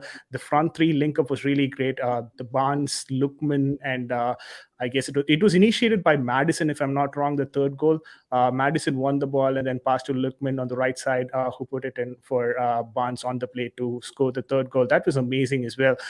So you guys really have a very good talent in terms of youth, and it's all up to Brendan Rodgers on how he decides to utilize them going forward. Dewsbury Hall, another player I didn't see today, but then I've been looking at him in the Premier League games, and he looks a very finished product. And those are certain things that will help you going forward in this season for sure. Absolutely. Well, thank you very much for your analysis, and absolutely we appreciate hearing from a neutral perspective. Just before we let you go, did you have any opinions on who you think your man of the match might have been? Like I said, Chowdhury for me, the man of the match. Yes, of course, he had that 15 minutes of bit of down spell, but still, he is the man of the match. Maddison comes a close second. Lookman as well looked very impressive, but those are my shout-outs. But man of the match would be Chowdhury for me, without a doubt. Fantastic. Thanks so much for joining us, and best of luck with your match against Chesterfield later today. All right. Thanks, guys. Bye-bye. Take care. We've got Ross joining us as well, so we're going to have to give him his 5 minutes. Ross, you get to join in? Yeah, 5 minutes. You got time there? No, I've not gone as long as Sam. Just a player with my son and nephew, so they're just running off going crazy. Just before I continue, Cambridge beat a full-strength Newcastle United 1-0. For anyone that doesn't know, I bet Geordie Jono is loving it. But honestly, I'm scared. but honestly, look at that team. Trippier is him, the one that went for didn't go for the money. Anyway, went from Atletico Madrid to the Championship. Anyway, what a great performance that was. I enjoyed that performance. From the young side, really impressed. Childbreak, man of match for me, in my opinion. I thought, again, ruthless aggression. That's exactly what we've been missing. There was no. Also, when they scored that goal, I thought, oh no, here we go. Something's gonna happen. But we've stuck at home. The third goal overturned, not offside. Good job VAR was involved. Don't often we say that, but it was. Good performance into round 4. And if you're going to ask me who we're going to get, there's only one team I want, because obviously being from down here, down from Sheffield, Huddersfield away is one of the. I've been 5 times, 4 as a Leicester fan, 1 as a Rotherham. There's an explanation. My best mates have come with me, so I repaid the favour. And it's funny because Rotherham never won at Huddersfield until I went, and they got them beaten. So yeah, Huddersfield away for me. It's one of my favourite away days. But yeah, that's pretty much it. It's not as much as last time as Man City, but yeah, good performance. Crowd were good. Obviously, playing in the dark were quite not playing it dark, but it was a bit fun when you're so in the dark. But no, good performance. Round 4, and here we come. Our defence continues. Awesome. Can we grab a man of the match from you as well? Man of the match, yeah, Chowdhury, 100%. They all play well. There was no bad player today. I thought everyone played, put a shift in. Chowdhury he was there everywhere the Watford players were. He was there to defend it. So I'm going to say Chowdhury. And obviously on Tuesday we get Everton. Obviously, depending on what side we've got, in my opinion, he has to start. That's my opinion. Lights went off injured. I love that. I know. I think they might need a few days recovery if it lights. And so yeah, very good performance. I look forward to the game on Tuesday and the documentary 15 minutes after the game. Kasper Schmeichel's documentary. Have you noticed they've moved it back an hour? No. It will make basically in England time. It meant to be 9 o'clock. However, because obviously we were playing at that time, they've shifted it to 10 o'clock. So it's documentary called Against the Odds. Oh yeah, someone's just put in the comments about who do we want. Someone's just put Coventry or Forest. Oh yeah. I love an East Midlands derby. Right, can I change my pick? So I'm going to go Coventry first, then Huddersfield second. I don't care about Forest. Every time I go, we don't win, so I don't want Forest away. I went to the last game against Coventry away. I just turned 18. We won 1-0. Lee Peltier header, and he got injured after that game. And it was one of my favourite away days. 6,000 of us went down there. It was quite fun. So. Yeah, that's pretty much it for me. I'm going to go and see where my son is. He's going to probably running about with his new wrestling t-shirt on. So, send a check. Got top needs put 20. I want to see these comments. Let's have a look. Yeah, it's all just about the floodlight. It's about the floodlights are playing Coventry. Thank you for joining us, Ross. Yeah, I said Coventry, Huddersfield. They're my 2 picks. Thanks, Ross. Sorry, John. See you later. So yeah, actually, I guess that's before we close up, 2 questions. I've been seeing a few of you answering them in the chat. Man of the match, and who would you want to see in the next round? So I, for one, I didn't get the chance to watch Leicester City games when we would have been able to play the derby with Coventry, play East Midlands derbies, just because there was no way for us to be able to watch championship football here in Canada. So I would love to play Forest or Coventry personally, just because I'd love a good derby match. I'll get roasted for my backdrop though on that match day. I don't know, as long as it's not Man City or any Chelsea, or I want a good I want a good match. I don't want to play a game where you're going to just get run over. Maybe I want to play against Boreham Wood or something like that. A lower, not because this would be an easy win, but I like those those pitches where you see two stands and you can see the fans in the garden watching it from their house. I like those sort of matches. Oh, I can definitely agree with that. Looks like Jamie is joining us. Jamie, you get to join in. How's it going? Hello, lads. How are you? You all right? So I'm just taking the dog out for a walk after the game. That was all. All good, but heck of a match. What do you make of it? It was. I was a bit worried of the team selection, I know, but because of injuries and everything else, a bit worried about the team. I think everyone was, weren't they, what kind of performance we've got to put in. But I thought it was brilliant for what we had on the park. The youngsters on the park as well. I thought it was great. I thought it was absolutely fantastic the way we played. It's the B team again that's played with desire and passion and fight and everything else. It's what I've been looking for. That's what we need. That's what we've got to get. And over the moon. I was quite surprised it was 4-1, that convincing actually. I mean, we rode a look at the back, but Chowdhury played well. I don't think he's ever played at centre half before, has he? Even at Burton when he was on loan. So no, I don't think so. Looked good. But I was watching the commentary I was watching just before I think it was 93 minutes. It says, it looks like the holders are going through. That's just a nice feeling, that is, isn't it? Yeah. There it is. The holders, we own the trophy. Well, can we get a nice photo in the in our Leicester Fan TV chat of you with your FA Cup when you get back home? Oh, more than likely. What I was going to say, just before I came on, you were talking about the man of the matches. For me, I would say Lewis Brunt. Thought he played cracking, come in, then got thrown into the deep end, playing just in front of the midfield, and then he had to replace Daly Campbell. I think that was a good bit of stuff by Rodgers to take Campbell off, because next yellow card and that was it. He was gone, wasn't it? Would have been in a right mess. So my man of the match was Lewis Brunt. But I thought that Will Alves, when he came on, he had a few silky touches, didn't he? Oh, he came on, did that silky move on 2 players. It was brilliant. So did our Portuguese player as well. Again, I keep having to pull his name back up just because I don't want to. Madi Vaduva also had an excellent play through a couple Watford players. The only thing is, I hope that Will Alves isn't tired enough, because he's got to get up early for his paper round tomorrow morning, hasn't he?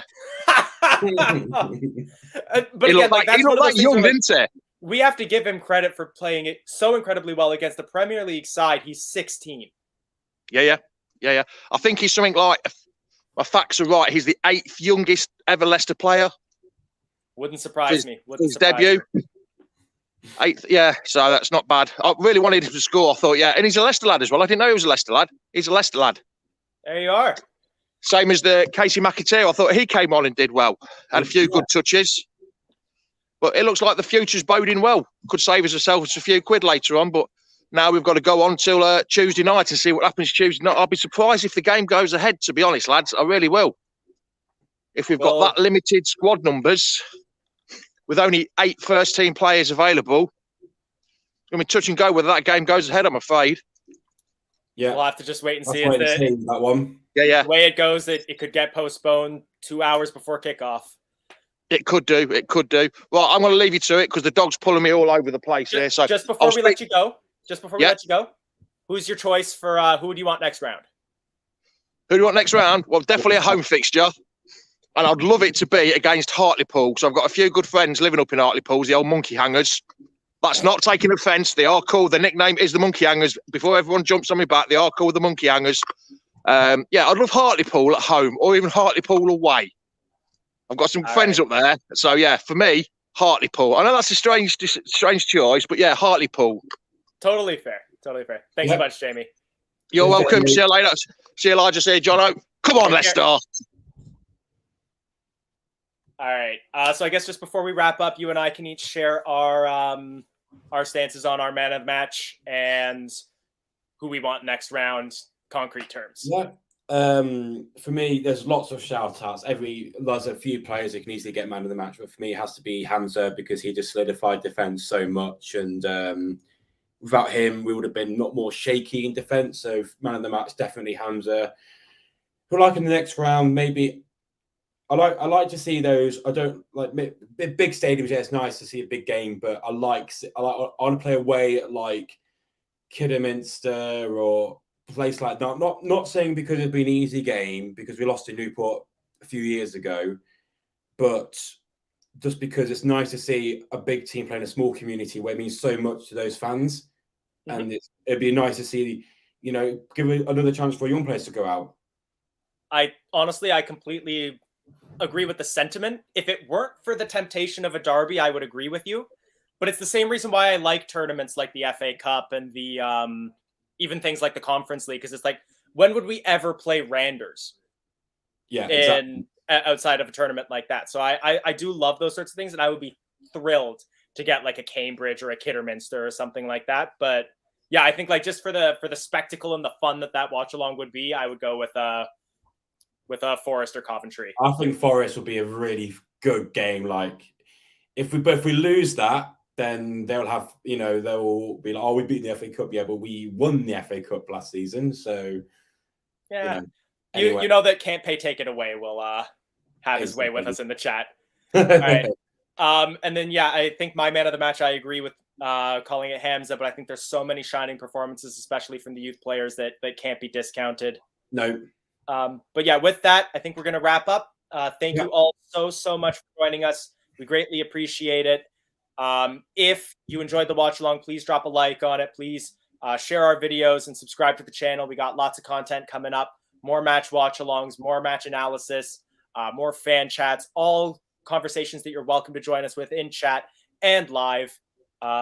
Without further ado, I'm going to play our outro, but thank you all so much, and we will see you next time. Until then, come on, Leicester. Thanks for watching Leicester Fan TV. Thanks to our sponsors, ADT Taxis, Everards, Pucka Pies, Pink Car Leasing, Leicester Riders, Hologram, The Fox's Arms, Peter's Pizzeria, Hope Against Cancer, and Newbie & Co. Estate Agents. Make sure to follow us on all of our social channels at Leicester Fan TV. Visit our website, leicesterfantv.com.